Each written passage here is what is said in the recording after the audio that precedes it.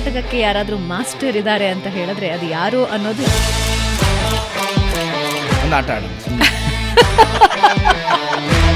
ಅವಕಾಶ ಅನ್ನೋದು ಆಕಾಶಕ್ಕೆ ಸಮ ಅಂತಾನೆ. ಈಗ ದೊಡ್ಡವನಾದ್ಮೇಲೆ ಯಾಕೆ ಅದೇ ಥರ ಪಾತ್ರ ಅದೇ ಥರ ನಿರ್ದೇಶಕರಿಂದ ನಂಗೆ ಸಿಗಲ್ಲ?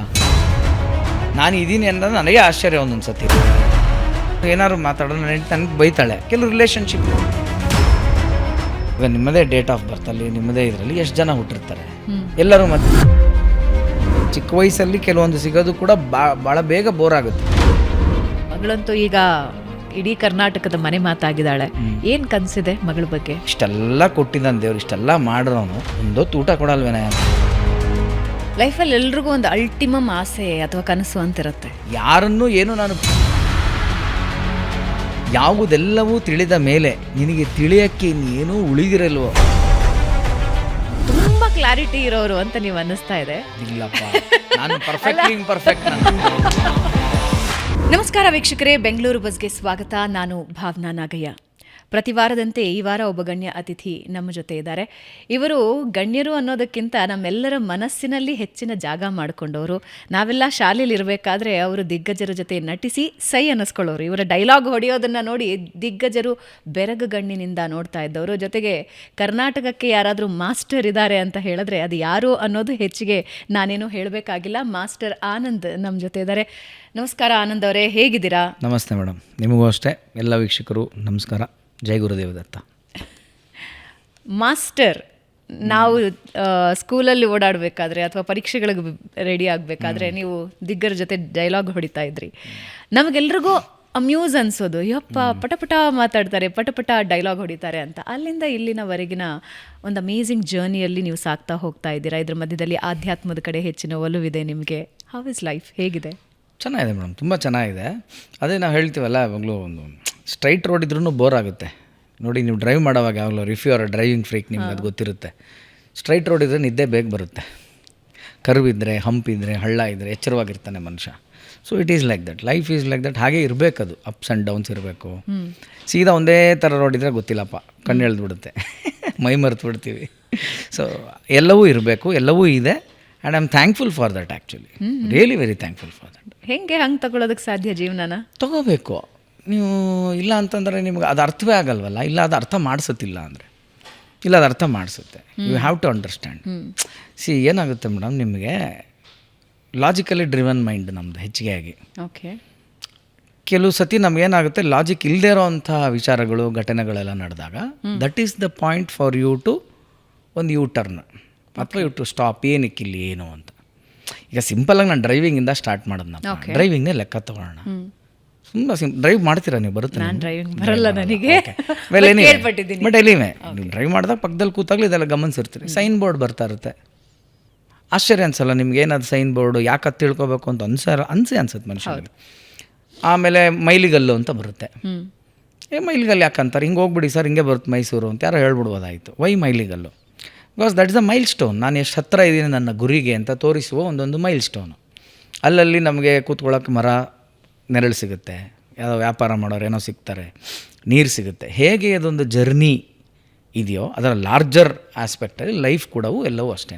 ಒಂದೊಂದು ಸೈನು, ಸಿಂಬಲ್ ನೀನು ನಾನು ತಿಳ್ಕೊಳ್ಳೋದು ನಿಂಗೆ ಕನ್ಫ್ಯೂಷನ್ಗೆ ಆಗುತ್ತೆ ನಾಳೆ.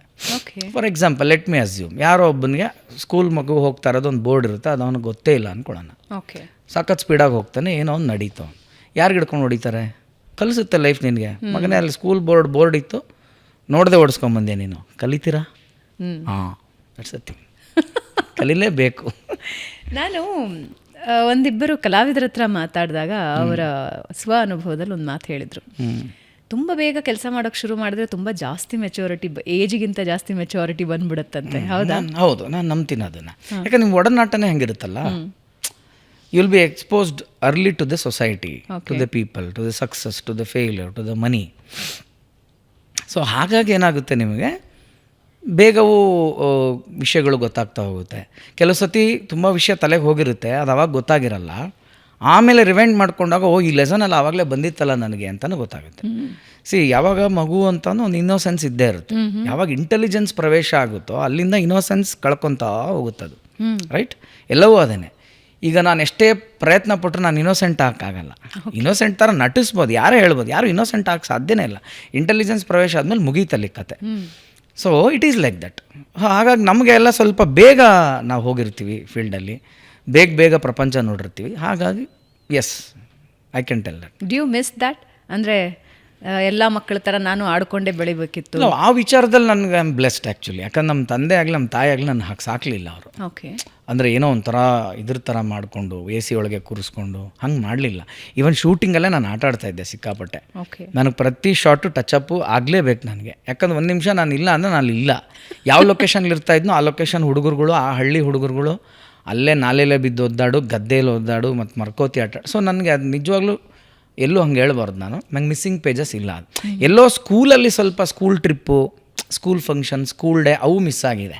ಏನೋ ಒಂದು ಫೀಸ್ ತೆತ್ತಲೇಬೇಕಲ್ವ, ಏನೋ ಒಂದು ಬೇಕು ಅಂದಾಗ ಆ ಥರದ್ದಾಗಿದೆ. ಬಿಟ್ಟರೆ ನನ್ನ ಚೈಲ್ಡ್ಹುಡ್ಡು ಇದಪ್ಪ ಹಾಗೆ ಹಿಂಗೆ ಅವೆಲ್ಲ ಖಂಡಿತ ಇಲ್ಲ. ನಾನು ಅದನ್ನು ತುಂಬ ಎಂಜಾಯ್ ಮಾಡಿದ್ದೀನಿ. ಇನ್ಫ್ಯಾಕ್ಟ್ ಹೇಳಬೇಕು ಅಂದರೆ ಅವಾಗ ಡಬ್ಬಿಂಗ್ ಥಿಯೇಟ್ರು ಚಾಮುಂಡೇಶ್ವರಿ ಸ್ಟುಡಿಯೋ ಒಂದು ಪ್ರಸಾದ್ ಲ್ಯಾಬ್ ಅಂತಿರೋದು ಕಂಠೀರವ ಸ್ಟುಡಿಯೋ ಒಳಗೆ. ಆ ಪ್ರಸಾದ್ ಲ್ಯಾಬ್ ಆಚೆ ಕಡೆನೇ ನಲ್ಲಿಕಾಯಿ ಮರ ಹಾಕಿರೋರು. ಓಕೆ. ನಲ್ಲಿಕಾಯಿ ವಿರುದ್ಧ ಅಲ್ಲ ವಾಯ್ಸ್ಗೆ, ತಿನ್ಬಿಟ್ಟು ನೀರು ಕುಡಿದು ವಾಯ್ ಗಂಟ್ಲು ಕಟ್ಬಿಡುತ್ತೆ. ಸೊ ಇವ್ನು ಹಿಡ್ಕೊಂಡು ಕೂರಿಸ್ರೋ, ಅವ್ನು ಬಿಟ್ಟರೆ ಆಚೆ ಹೋಗಿ ನಲ್ಲಿಕಾಯಿ ಮರ ಹತ್ಬಿಡ್ತಾನೆ ಅನ್ನೋರು. ಸೊ ಹಾಗಾಗಿ I have enjoyed every bit of that. ಆ ಥರದ್ದೆಲ್ಲ ಇದೆ, ಇಲ್ಲ ಅಂತ ಹೇಳ್ತಾ ಇಲ್ಲ. ಅದಕ್ಕೆ ಕೆಲವು we have to pay the price. ಏನು ಪ್ರೈವೇಸಿ ಹಾಳಾಗುತ್ತೆ ಸ್ವಲ್ಪ, ಎಲ್ಲೋದ್ರೂ ಕಣ್ಣಿಡೀತಾರೆ. ಅದು ಹೊರಗೂ ಹೌದು, ಶಾಪೂ ಹೌದು. ತೊಗೊಳ್ಳೋ ರೀತಿ, ತೊಗೊಳ್ಳೋ ಸಂದರ್ಭ, ಆ ಸಿಚುಯೇಷನ್ ಮೇಲೆ ಹೋಗುತ್ತದು. ಒಂದೊಂದ್ಸರಿ ಬೇಕು ಅನ್ಸೋ ಪಾಪ್ಯುಲಾರಿಟಿ, ಫೆಮಿಲಾರಿಟಿ ಕೆಲವು ಕಡೆ ನಮಗೆ ಬೇಡ ಅನಿಸುತ್ತೆ. ಆದರೆ ಅದು ಹಂಗಲ್ವಲ್ಲ. ಅದು ದೇವಸ್ಥಾನದಲ್ಲೋ, ಯಾವುದೋ ಫ್ಯಾಮಿಲಿ ಟ್ರಿಪ್ಪಲ್ಲೋ, ಹೋಟ್ಲಲ್ಲೋ, ಇಲ್ಲ ತುಂಬ ಅರ್ಜೆಂಟಲ್ಲೋ ಪ್ರೈವೇಸಿ ಬೇಕು ಅನಿಸುತ್ತೆ. ಓಕೆ. ಆದರೆ ಅಲ್ಲೂ ಮಾತಾಡಿಸ್ದಾಗ ಏನಾಗುತ್ತೆ, ಯಾಕಪ್ಪ ಅಂತ ಅನಿಸುತ್ತೆ. ಬಟ್ ಅದು ಏನೂ ಮಾಡೋಕ್ಕಾಗಲ್ಲ, ಅದನ್ನು ಹಾಗೆ ಸ್ವೀಕಾರ ಮಾಡಬೇಕು. ತುಂಬ ಬಾಲ್ಯದ ಜೀವನದಲ್ಲಿ ಲೈಮ್ ಲೈಟಿಗೆ ಬಂದವರು ನೀವು. ಹಾಗೆ ದಿಗ್ಗಜ ನಟರ ಜೊತೆ ಆ್ಯಕ್ಟ್ ಮಾಡಿದವರು, ಅವ್ರ ಕೈ ಚಪ್ಪಾಳೆಗೆ ಇಟ್ಟಿಸ್ಕೊಂಡವರು. ಸೊ ಆ ಮೊಮೆಂಟ್ಸ್ ನಿಮಗೆ ನೆನಪಿದೆಯಾ? ಹೌ ವಾಸ್ ದೋಸ್ ಡೇಸ್ ಅಂತ? ಅಂದರೆ ಹೆಂಗಿರ್ತಾ ಇತ್ತು ನಿಮಗೆ? ಅಂದರೆ ಆ್ಯಕ್ಟಿಂಗ್ ಅಂದರೆ ಏನಾದರೂ ಗೊತ್ತಿರ್ತಿತ್ತಾ ನಿಮಗೆ? ಅಥವಾ ಹೆಂಗೆ ಯು ಸ್ಟಾರ್ಟೆಡ್, ಹೆಂಗೆ ಶುರು ಮಾಡಿದ್ರಿ? ಇವಾಗ ಕ್ಯಾಮ್ರಾ ಮುಂದೆ ಕರ್ಕೊಂಬಂದು ನಿಲ್ಲಿಸೋದು ಗುಡ್, ವೆರಿ ಗುಡ್, ಚೆನ್ನಾಗಿದೆ, ಎಲ್ಲವೂ ಚೆನ್ನಾಗಿದೆ. ಅಲ್ಲಿ ಡೈಲಾಗ್ ಹೇಳಬೇಕಿದೆ, ಡೈಲಾಗ್ ಮೆಮೊರೈಸ್ ಮಾಡಬೇಕಿದೆ, ರೆಸ್ಪಾಂಡ್ ಮಾಡಬೇಕಿದೆ. ಆ ದಿನಗಳು ನೆನಪಿದೆಯಾ ನಿಮಗೆ? ನೆನಪಿದೆ, ತಕ್ಕ ಮಟ್ಟಿಗೆ ನೆನಪಿದೆ, ಏನೂ ಇದಿಲ್ಲ ನನಗೆ. ಯಾಕಂದರೆ ಇದನ್ನು ನಾನು ಏನು ಹೇಳ್ತೀನಿ ಅಂದರೆ, ನನ್ನ ಮಾತ್ರ ಅಂತ ಎಕ್ಸಾಂಪಲ್ ತೊಗೊಬೇಡಿ. ನೀವು ನಿಮ್ಮ ಮನೆಯ ಮಕ್ಕಳು, ಸುತ್ತಮುತ್ತಲು, ಅಥವಾ ನಿಮ್ಮನ್ನೇ ನೀವು ಆಲೋಚನೆ ಮಾಡ್ಕೊಂಡು ನೋಡ್ಕೊಳ್ಳಿ. ಚಿಕ್ಕ ವಯಸ್ಸಲ್ಲಿ ನಿಮ್ಮದೇನೋ ಒಂದು ಎಕ್ಸ್ ಫ್ಯಾಕ್ಟರ್ ಅಂತ ಕರಿತೀವಿ ನಾವು. ಅದನ್ನು X factor, other than general reading, writing, ಏನೋ ಒಂದು ಹಾಡು ಹೇಳೋದು, ಯಾವುದೋ ಒಂದು ಮಗುಗೆ ಪೆನ್ಸಿಲ್ ಕೊಟ್ಟರೆ ಏನೋ ಗೀಚೋದು, ಅಥವಾ ಇನ್ನೇನೋ ಸ್ಕೇಟಿಂಗ್ ಮಾಡೋದು, ಕ್ರಿಕೆಟ್ ಆಡೋದು, ಒಂದು ಏನೋ ಕಾಣ್ತಾ ಇರುತ್ತೆ. ಯಾವಾಗ ಅದಕ್ಕೊಂದು ಸ್ವಲ್ಪ ಪೋಷಣೆ ಸಿಗುತ್ತೆ, ಅದಕ್ಕೆ ಅದು ಅಭ್ಯಾಸ ಆಗಿಬಿಡುತ್ತೆ. ಸೊ ನನಗೆ ಆ ಥರ ಆಗ್ತಾ ಇದೇನು ಅಂದರೆ, ಟಿ ವಿಲಿ ಬರೋ ಹಾಡುಗಳು, ಚಿತ್ರಮಂಜರಿ, ಯಾಕಂದರೆ ಕೇಬಲ್ ಟಿ ವಿಗಳಿಲ್ಲ. ಈ ಹಾಡುಗಳನ್ನ ನೋಡಿದಾಗ ಅದೇ ಥರ ನಾನು ಮನೇಲಿ ಇಮಿಟೇಟ್ ಮಾಡೋಕ್ಕೆ ಪ್ರಯತ್ನ ಪಡೋವಂಥದ್ದು. ಇದು ನನ್ನೊಳಗೆ ಇನ್ಬಿಲ್ಟ್ ಆಗಿದ್ದಂಥ ಒಂದು ಗುಣ, ಕ್ಯಾರೆಕ್ಟರ್, ಅದೇ ಎಕ್ಸ್ ಫ್ಯಾಕ್ಟರ್ ಅಂತ ಅನ್ಬೋದು. ಅದನ್ನು ಇವಾಗ ನಮ್ಮ ತಂದೆ ಗುರುತಿಸ್ತಾರೆ. ಮತ್ತು ಅವ್ರಿಗೂ ಕಲೆಯಲ್ಲಿ ಇಂಟ್ರೆಸ್ಟ್ ಇತ್ತು, ಮತ್ತು ಅವರು ಗೌರ್ಮೆಂಟ್ ಎಂಪ್ಲಾಯ್ ಆಗಿದ್ದರು. ಅವ್ರಿಗೆ ಎಲ್ಲೂ ಆಕ್ಟ್ ಮಾಡೋವಂಥ ಅವಕಾಶಗಳಿರಲಿಲ್ಲ. ಸೊ ಅವರು ಹವ್ಯಾಸಿ ಕಲಾವಿದರಾಗಿದ್ದರು. ರಜದ ದಿನದಲ್ಲಿ ಮಾತ್ರ ಡ್ರಾಮಾ, ನಾಟಕಗಳು ದೂರದರ್ಶನಲ್ಲಿ ಹೋಗಿ ಮಾಡೋದು. ಸೊ ಅಲ್ಲಿಗೆ ನಾನು ಕರ್ಕೊಂಡು ಹೋಗೋರು ಜೊತೇಲಿ. ಸೊ ಹಾಗೇನಾಗ್ಬಿಡುತ್ತೆ ನಿಮಗೆ ಅಂತಂದರೆ, ಚಿಕ್ಕ ವಯಸ್ಸಿನಿಂದ ನೀವು ಏನು ಗೊತ್ತೇ ಇಲ್ದಂಗೆ ನೋಡ್ಕೊಂಡು ಅದ್ರ ಜೊತೆ ಆಟ ಆಡ್ಕೊಂಡು ಬೆಳೆದಾಗ ನಿಮ್ಗದು ಏನೋ ಕಲಿತಾ ಇದ್ದೀನಿ, ಮಾಡ್ತಾ ಇದ್ದೀನಿ ಅಂತ ಅನ್ಸಲ್ಲ. You apply this to every person. ನಾನು ಇದೊಂದು R&Dನೇ ಮಾಡಿದ್ದೀನಿ ಯಾರ್ಯಾರಿಗೆ ಎಲ್ಲ. ನಂಗೆ ಇದೆಲ್ಲ ಹೇಳಿದ್ರೆ ಕೆಲಸ ತಮಾಷೆನೂ ಆಗ್ಬೋದು, but that is a psychology. ನೀವು ವೀರಪ್ಪನವ್ರ ಸ್ಟೋರಿನೂ ತೊಗೊಳ್ಳಿ. ಚಿಕ್ಕ ವಯಸ್ಸಿಂದ ಕಾಡಿಗೆ ಹೋಗ್ತಕ್ಕಂಥದ್ದು, ಏನೋ ಕಟ್ಟಿಗೆ ತಲೆ ಮೇಲೆ ಹೊತ್ಕೊಂಡು ಹೋಗು. ವೈ ದಟ್ ಪರ್ಸನ್ ಅಷ್ಟು ಕಾಡು ಕತ್ಲಲ್ಲೂ he could find out the route, he could know the nuances of the forest. ಒಂದು ಸ್ಮೆಲ್ಲಿಂದ, ಒಂದು ವಾಯ್ಸಿಂದ. ಯಾಕೆ? ಬಿಕಾಸ್ ಆ ಚಿಕ್ಕ ವಯಸ್ಸಿಂದ. ಅದಕ್ಕೆ ಹೇಳೋದು, ಚಿಕ್ಕ ವಯಸ್ಸಲ್ಲಿ ನಾವು ಏನು ಕೊಡ್ತೀವಲ್ಲ ಅದು ಭಾಳ ಅಂದರೆ ಭಾಳ ಮುಖ್ಯ ಆಗುತ್ತೆ. ಅದು ಬ್ಲಾಟಿಂಗ್ ಪೇಪರ್ ಅಂತೀವಿ. ಆ ಬ್ಲಾಟಿಂಗ್ ಪೇಪರ್ ಅಥವಾ ಸ್ಪಾಂಜ್ ಅಂತೀವಿ. ಅದು ನೀರು ಮೇಲೆ ಬಿಟ್ಟು ಹೆಂಗೆ ಹೀರ್ಕೊಳ್ಳುತ್ತಲ್ಲ, ಹಾಗೆ ಮಕ್ಕಳು ಅದನ್ನ ಹೀರ್ಕೊಂಬಿಟ್ಟಾಗ ಏನಾಗುತ್ತೆ, ಅದು ಕರಗತ್ತೆ. ಈಗ ಲೇಟೆಸ್ಟಿಗೆ ತೊಗೊಳೋದಾದ್ರೆ Vaibhav Suryavanshi is the case that. ಆ ಚಿಕ್ಕ ಮಗು ಹೆಂಗೆ ಹೊಡಿತಾ ಇತ್ತು ಪ್ಲಾಸ್ಟಿಕ್ ಬಾಲ್ನ, ಅವ್ನಿಗೆ ಇವಾಗ ಲೆದರ್ ಬಾಲು ಹಂಗೆ ಅನ್ಸುತ್ತೆ ಅಷ್ಟೇ ಅವನಿಗೆ. ಅಷ್ಟೇ, it's as simple as that. So ಚಿಕ್ಕ ವಯಸ್ಸಿಂದ ಮಕ್ಕಳಿಗೆ ಏನು ಕಲಿಸ್ತೀವೋ ಅದನ್ನು ಕಲಿತಾ ಹೋಗ್ತಾರೆ. ಹಂಗೆ ಬರುತ್ತೆ. ಆ ಎಕ್ಸ್ ಫ್ಯಾಕ್ಟರ್ನ ಗುರುತಿಸುವವರು ಬೇಕು, ಅದನ್ನು ಪೋಷಿಸುವವರು ಬೇಕು, ಅದನ್ನು ಮಾರ್ಗದರ್ಶನ ಮಾಡೋರು ಬೇಕು. ಆವಾಗ ಅದೇನೋ ಒಂದು ಆಗುತ್ತೆ. ಕೆಲವು ಮಕ್ಕಳು ಮ್ಯಾಥ್ಸಲ್ಲಿ ಚೆನ್ನಾಗಿರ್ತಾರೆ, ಸೈನ್ಸಲ್ಲಿ ಚೆನ್ನಾಗಿರ್ತಾರೆ. ಕೆಲವು ಮಕ್ಕಳು ಚಿಕ್ಕ ವಯಸ್ಸಲ್ಲಿ ಕೆಲವು ರಾಗಗಳನ್ನ ಕಂಡುಹಿಡಿತಾ ಇರ್ತಾರೆ. Will go like that. ಅದು ಜೀನ್ಸಲ್ಲೂ ಬರುತ್ತೆ ಅನ್ಸುತ್ತೆ. 100% ಬರಲೇಬೇಕದು, ಬರಲೇಬೇಕದು ನಿಮಗೆ, ಆ್ಯಬ್ಸಲ್ಯೂಟ್ಲಿ ಬರಲೇಬೇಕು. ಈಗ ಹಾಗಲಕಾಯಿಗೆ ಕಹಿ ಗುಣ ಹೆಂಗೆ ಬಂತು? ಅದ್ರ ಗುಣವೇ ಅದು. ಮಾವಿನ ಹಣ್ಣಲ್ಲಿ ಸಿಹಿ ತುಂಬಿದವನು ಯಾರು? ಆಕಾಶದಾಗೆ ಬಣ್ಣ ಬಳದವನು ಯಾರು? ಈ ಬೆಟ್ಟ ಗುಡ್ಡಗಳ ಮಡಗ್ದವನು ಯಾರು ಅಂತ ಹಾಡಿದೆಯಲ್ಲ ಅಣ್ಣವ್ರದ್ದು, ಇವೆಲ್ಲವೂ ಹಾಗೇನೆ. ಎಲ್ಲರಲ್ಲೂ ಇದೆ, ನಾನು ಅದನ್ನೇ ಹೇಳ್ತೀನಿ, ಎಲ್ಲರಲ್ಲೂ ಎಕ್ಸ್ಪೆಕ್ಟರ್ ಇದೆ. ಗುರುತು ಕೆಲವ್ರು ಸಿಕ್ಕಿರುತ್ತೆ, ಕೆಲವ್ರಿಗೆ ಸಿಕ್ಕಿರಲ್ಲ ಅಷ್ಟೇ. ನೀವು ಪೇರೆಂಟ್ ಆಗೂ ನಾನು ಈ ಪ್ರಶ್ನೆ ಕೇಳ್ತಾ ಇದ್ದೀನಿ. ಪ್ಲೀಸ್. ಇವತ್ತಿಗೂ ಏನಿದೆ ಅಂದರೆ ಮಾರ್ಕ್ಸ್ ಜಾಸ್ತಿ ತಗೋಬೇಕು ಅನ್ನೋ ಸಂಖ್ಯೆ ಜಾಸ್ತಿ ಇದೆ, ರಾದರ್ ದ್ಯಾನ್ ನಿಮ್ಮಲ್ಲಿ ಏನು ಕ್ವಾಲಿಟಿ ಇದೆಯೋ. ಅಫ್ಕೋರ್ಸ್ ನಮ್ಮ ಸಿಸ್ಟಮು ಹಾಗೆ ಇದೆ, ಎಜುಕೇಷನ್ ಸಿಸ್ಟಮು ಹಾಗೆ ಇದೆ. ಅಂದರೆ ಎಲ್ಲದಕ್ಕೂ ಅಲ್ಲಿ ಆಪ್ಷನ್ಸ್ ತುಂಬ ಕಡಿಮೆ. ಇತ್ತೀಚಿನ ದಿನದಲ್ಲಿ ಇಂಟ್ರೊಡ್ಯೂಸ್ ಆಗ್ತಾ ಇದೆ ಅಂದ್ರೂ ಮಾರ್ಕ್ಸ್ ಎಷ್ಟು ತಗೋತಿದೆಯಾ ಅದ್ರ ಮೇಲೆ ಎಲ್ಲನೂ ನಿರ್ಧಾರಿತ ಅಂತ. ಬಟ್ ಈ ಎಕ್ಸ್ ಫ್ಯಾಕ್ಟರ್ ಹುಡುಕೋರ್ ಸಂಖ್ಯೆ ಬಹಳ ಕಮ್ಮಿ ತಂದೆ ತಾಯಿಯಲ್ಲೇ. ಹೌದು ಹೌದು, ಕಮ್ಮಿ ಇದೆ. ಏನಾಗುತ್ತೆ, ಇದಕ್ಕೊಂದು ಮೂಲ ರೂಟ್ ಕಾಸ್ಗೆ ಹೋಗೋಣ ನಾವು, ಯಾಕೆ ಹೀಗಾಗುತ್ತೆ ಅಂದ್ಬಿಟ್ಟು ಅಂತ. ಇದು ಎರಡೇ ಕಾರಣಗಳಿಂದ ಆಗೋದು. ಈ ಕಾರಣ ಯಾರಿಗೂ ಗೊತ್ತಿಲ್ಲ. ಏನದು ಯಾಕಾಗುತ್ತೆ ಅಂತಂದರೆ, ಒಂದು ಅಟ್ಯಾಚ್ಮೆಂಟ್, ನನ್ನ ಮಗು ನನಗೆ ಅದು ಅಟ್ಯಾಚ್ಮೆಂಟ್ ಇದೆ, ಮತ್ತು ನನಗೆ ಭಯ ಅದೇನಾಗ್ಬಿಡುತ್ತೋ ನಾಳೆ. ಸೊ ಇದೆರಡಕ್ಕೂ ನನಗೊಂದು ಕುಷನಿಂಗ್ ಬೇಕು. ಇವಾಗ ಕುಷನಿಂಗ್ ಕೊಡೋದು ಯಾವುದು? ವಿದ್ಯಾಭ್ಯಾಸ. ಒಂದು ಗ್ಯಾರಂಟಿ ಅನ್ನೋದೊಂದು ಫೀಲ್ ಅದು. ಈಗ ನೀವು ಲೆಕ್ಕ ತೊಗೊಂಡ್ರೆ ಎಷ್ಟು ಜನ ಡಿಗ್ರಿ ಪಾಸ್ ಔಟ್ ಆಗ್ತಾರೆ, ಡಿಗ್ರಿ ತೊಗೊಂಡಿರೋದೇ ಏನೋ, ಮಾಡೋದೇ ಏನೋ, ಮಾಡ್ತಾ ಇರೋದೇನೋ, ಆಗೋದೇ ಏನೋ. ಈಗ ನನ್ನ ಮಗನಿಗೂ ಫ್ರೆಂಡ್ ಸರ್ಕಲ್ಗಳು ಬಂದ ನಾನು ಹೇಳ್ತೀನಿ, ಅಪ್ಪ ನನ್ನೇ ನೋಡ್ಕೊಳ್ತ್ಕೋ. ಈಗ ನಾನು ಓದೋವಾಗ ನಂಗೆ ಸ್ಕೂಲ್ ಫ್ರೆಂಡ್ಸ್ ಇದ್ದರು, ಕಾಲೇಜ್ ಬಂದಾಗ ಕಾಲೇಜ್ ಫ್ರೆಂಡ್ಸ್ ಇದ್ದರು, ಮನೆ ಹತ್ರ ನೇಬರ್ಸ್ ಇದ್ದರು. ಬಟ್ ಈಗ ಅಪ್ಪನ ಜೊತೆ ಯಾರು ಫ್ರೆಂಡ್ಸ್ ಇದ್ದಾರೆ? ಎಲ್ಲಿ ಕೆಲಸ ಮಾಡ್ತೀನೋ ಅಪ್ಪ ಅಲ್ಲಿ ಯಾರು ಕ್ಲೋಸು ಅವರೇ ಫ್ರೆಂಡ್ಸು ಕೊನೆಗೆ. ಇವರೆಲ್ಲ ಹಾಯ್ ಬಾಯ್ ಆಗ್ಬಿಡ್ತಾರೆ ಎಷ್ಟೋ ಕ್ಲೋಸ್ ಇದ್ದವರು. It is like that. So ಮೂಲಕ್ಕೆ ಬಂದರೆ ಎಲ್ಲ ಪೇರೆಂಟಿನ ಇನ್ಸೆಕ್ಯೂರಿಟಿ ಅವ್ರಿಗೆ ಮಾರ್ಕ್ಸ್ ಅಥವಾ ರ್ಯಾಟ್ ರೇಸ್ಗೆ ನೂಕುತ್ತೆ. ಇಷ್ಟೆಲ್ಲ ಮಾಡೋದೇನಕ್ಕೆ? ಹೊಟ್ಟೆಗಾಗಿ, ಗೇಣು ಬಟ್ಟೆಗಾಗಿ, ರೈಟ್? ಅದನ್ನು ಪಡ್ಕೊಳ್ಳೋವಂಥ ಲೈಫ್ ಸ್ಟೈಲ್ ಸ್ಕಿಲ್ಲೋ ಅಥವಾ ಲೈಫ್ ಸ್ಟೈಲ್ಗೆ ಸಂಬಂಧಪಟ್ಟಿದ್ದೋ, ಅಥವಾ ಈಗ ಹೇಳಿದ್ವಲ್ಲ, ಈಗ ಸಚಿನ್ದು ಎಕ್ಸಾಂಪಲ್ಲು, ನಾನು SLC ಬರೀಬೇಕಾ, ಕ್ರಿಕೆಟ್ಗೆ ಹೋಗ್ಬೇಕಾ, ಈ ಪ್ರಶ್ನೆ ಬಂದಾಗ ಅವ್ರ ಫಾದರ್ ಟೇಕ್ಸ್ ಎ ಕಾಲ್. ನಿನಗೇನಪ್ಪ ನಿಂಗೆ ಮನ್ಸು, ನನ್ನ ಮಗನ ಇಷ್ಟು 3 ವರ್ಷದಿಂದ ಬ್ಯಾಟ್ ಹಿಡ್ಕೊಂಡಿರೋದು ನೋಡಿದ್ದೀನಿ, ಅವನೇನೋ ಆಗ್ತಾನೆ ನನಗೆ ಗೊತ್ತು, ಆಯ್ತಲ್ಲ ನೀನಿಲ್ಲ ನೀನು SLCನೇ ಬರೀಬೇಕು ಅಂತ ಕೂರಿಸಿದ್ರೆ. ಸೊ ಅದನ್ನು ನೋಡುವ ಕಣ್ಣಬೇಕು. ಮತ್ತು ವಿಪರೀತವಾದಂಥ ಇನ್ಸೆಕ್ಯೂರಿಟಿ ಲೈಫಲ್ಲಿ ಇಟ್ಕೊಂಡಿದ್ರೆ ಹಿಂಗೆಲ್ಲ ಆಗುತ್ತೆ. ವಿಪರೀತ ಇನ್ಸೆಕ್ಯೂರಿಟಿ, ನಾಳೆ ಭಯ, ಏನಾಗ್ಬಿಡುತ್ತೋ ನಾಳೆ, ಅತಿಯಾದ ಮೋಹ ಅಂತ ಕರಿತೀವಿ ನಾವು, ಅಟ್ಯಾಚ್ಮೆಂಟ್, ಇದೆಲ್ಲವೂ ನಮ್ಮನ್ನು ಮಾಡಿಸುತ್ತೆ. ಈಗ ತಂದೆಗೊಂದು ಆಸೆ ಇರುತ್ತೆ ಜೀವನದಲ್ಲಿ. ಫಾರ್ ಎನ್ ಎಕ್ಸಾಂಪಲ್, ಯಾರಿಗೂ ಡಾಕ್ಟರ್ ಆಗಬೇಕು ಅಂತಿರುತ್ತೆ. ನನ್ನ ಮಗ ಡಾಕ್ಟರ್ ಆಗಬೇಕು, ಡಾಕ್ಟ್ರೇ ಆಗಬೇಕು ಅಂದ್ಕೊಳ್ಳೋದ್ರಲ್ಲಿ ಏನು ತಪ್ಪು? ಡಾಕ್ಟ್ರ್ ಆಗಬೇಕು ಅನ್ನೋ ಸೆಂಟೆನ್ಸ್ ತಪ್ಪಿಲ್ಲ, ಡಾಕ್ಟ್ರೇ ಆಗಬೇಕು ಅನ್ನೋದ್ರಲ್ಲಿ ತಪ್ಪಿದೆ. ಲಾಟ್ ಆಫ್ ಡಿಫ್ರೆನ್ಸ್ ಸೆಂಟೆನ್ಸಲ್ಲಿ. ಸೊ ಏನಾಗುತ್ತೆ, ಅದು ಒತ್ತದಂಗೆ ಆಗುತ್ತಲ್ವಾ. ನಿನಗೇನಾಗಬೇಕು ಹೇಳೋರು ಯಾರು? ನನಗಾಗಬೇಕು ನೀನು ಡಾಕ್ಟ್ರು, ನಿನಗಾಗಬೇಕು ಅಂತ ಇದೆಲ್ಲ ನನಗೆ ಗೊತ್ತಿಲ್ವಲ್ಲ. ಸೊ ಏನಾಗುತ್ತೆ, ಅಲ್ಲಿ ಬರುತ್ತೆ ಇದೆಲ್ಲ ಸಮಸ್ಯೆ. ಅದನ್ನೇ ಹೇಳೋದು ಮೇಡಮ್, ಏನು ಮಾಡೋಕ್ಕಾಗಲ್ಲ. ಇದು ಬರಬೇಕು, ಆ ಮೆಚುರಿಟಿ ಅನ್ನೋದು ಬರಬೇಕು. ಅದು ಬೆಳೀತಾನೋ ಅದು ಗೊತ್ತಿಲ್ಲ, ಜನ್ರೇಷನ್ ವೈಸ್ ಬರಬೇಕು, ನೋಡಿ ಕಲಿಬೇಕು, ತಿಳ್ಕೊಂಡು ಬೆಳೀತಾರೋ ಗೊತ್ತಿಲ್ಲ. ಒಟ್ಟು ನನಗೆ ಮೂಲ ನಾವು ಯಾವುದೇ ಬಂದಾಗಲೂ ನನಗೆ ಮೂಲ ಇದು ಬಂದುಬಿಡ್ತು. ಪಿಕ್ಚರ್ಗೆ ಕಾಣದೇ ಇರೋ ವಿಲನ್ ಯಾವುದು ಅಂದರೆ ಇದು ಅಟ್ಯಾಚ್ಮೆಂಟ್, ಮೋಹ, ಇನ್ಸೆಕ್ಯೂರಿಟಿ, ಮತ್ತು ನಾನೇನೋ ಮಾಡಬೇಕು ಅನ್ನೋ ಒಂದು ಭಯದಲ್ಲಿ ಇವೆಲ್ಲವನ್ನು ಮಾಡೋಕ್ಕೆ ಹೋದಾಗ ಏನಾಗುತ್ತೆ, ಅಲ್ಲಿಂದ ಎಡವಟ್ಟುಗಳು ಸ್ಟಾರ್ಟ್ ಆಗುತ್ತೆ. ಸ್ವಲ್ಪ ಹಗುರ ಆದಾಗ, ಇಷ್ಟೆಲ್ಲ ಕೊಟ್ಟಿದ್ದಾನೆ ದೇವ್ರು, ಇಷ್ಟೆಲ್ಲ ಮಾಡಿರೋನು ಒಂದೊತ್ತು ಊಟ ಕೊಡಲ್ವೇನಯ್ಯ ನನ್ನ ಮಗನಿಗೆ ಅಥವಾ ನನ್ನ ಮಗಳಿಗೆ ಅಂತ ಒಂದು ದೃಢ ನಿರ್ಧಾರ, ಒಂದು ಸಂಕಲ್ಪ ಒಳಗೆ ಬಂತು ಅಂದರೆ ಆಗ ನೋಡೋ ದೃಷ್ಟಿಕೋನವೇ ಚೇಂಜ್ ಆಗೋಗುತ್ತೆ, ಲೈಫ್ ಅಪ್ರೋಚೇ ಬೇರೆ ಆಗಿಬಿಡುತ್ತೆ. ಸೊ ಈಗ ಅದಕ್ಕೆ ಇವಾಗ ನೀವು ನನ್ನ ಪ್ರಶ್ನೆ ಮಾಡ್ಬೋದು, ಮತ್ತು ಹಂಗಾರೆ ನಿಮ್ಮ ಮಗನ ನೀವು ನೀವು ನೋಡ್ತಾ ಇದ್ದೀರಾ, ಒಂದು ಫಾರ್ಮಲ್ ರೆಗ್ಯುಲರ್ ಸ್ಕೂಲ್ಗೆ ಏನಕ್ಕೆ ಕಳಿಸಿದ್ದೀರಾ? ಲೈಕ್ ನೀವು ಹೇಳ್ದಂಗೆ ಸಿಸ್ಟಮ್ ಹಾಗೇ ಇದೆ ಅಂತ ಕಳಿಸ್ತಾ ಇದ್ದೀನಿ. ಬಟ್ ನಾನು ಅವ್ನಿಗೆ ಎಷ್ಟು ಪ್ರೆಷರ್ ಆಗ್ತಾ ಇದ್ದೀನಿ ಅದು ಅವನ್ನೇ ನೀವು ಕೇಳಬೇಕು. ಓಕೆ, ಈಗ ಅದರಲ್ಲಿ 2 ಥರ ಬರುತ್ತೆ. ಒಂದು, ಓಕೆ ಈ ಕಾನ್ಸೆಪ್ಟ್ ಅರ್ಥ ಆಗದೆ ಆದರೆ ಅವನೇನೋ ಆಗ್ತಾನೆ ಬಿಡು ಅಂದರೆ ಹೆಂಗಂಗೂ ಆಗ್ಬಿಡ್ತಾರೆ. So it is a very fine balance madam. ಅದು ತುಂಬ ಥಿನ್ ಬ್ಯಾಲೆನ್ಸ್. ಅದು ಫ್ರೆಂಡ್ಲಿ ಆಗೂ ಇರಬೇಕು, ಅವ್ರು ಹಾಳಾಗ್ದಿರಂಗೆ ನೋಡ್ಕೋಬೇಕು. ಅದೊಂದು ಬ್ಯಾಲೆನ್ಸಲ್ಲಿ ಅವ್ರ ಮನಸ್ಸಲ್ಲಿ ಏನಿದೆ ಅದು ಅರ್ಥ ಮಾಡ್ಕೊಂಡು ಹೋಗ್ಬೇಕು. So communication with your kids is very important. ನಿರಂತರ ಫ್ರೆಂಡ್ ಆಗಬೇಕು. ಅವರ ಚಿಕ್ಕ ತಪ್ಪುಗಳನ್ನ ಅದನ್ನೇ ತಪ್ಪು ಅಂತ ಹೈಲೈಟ್ ಮಾಡಿ ದೊಡ್ಡದು ಮಾಡೋದು, ತಪ್ಪು ಮಾಡೋಕ್ಕೆ ಬಿಡಬೇಕು. ಆ ತಪ್ಪನ್ನು ನೀವು ಎಂಜಾಯ್ ಮಾಡಬೇಕು. ಆವಾಗಲೇ ಅವ್ನಿಗೇನಾಗುತ್ತೆ, ಈ ಸೆಕ್ಯೂರಿಟಿ ಫೀಲ್ ಆಗುತ್ತೆ. ಓಕೆ, ನಾನು ಹೇಳ್ಬೋದು ನಮ್ಮ ಅಪ್ಪಂಗೆ, ನಮ್ಮ ಅಪ್ಪನೇ ಕೊಡಿಸ್ತಾನೆ ಇದನ್ನು ನನಗೆ ಅಂತ.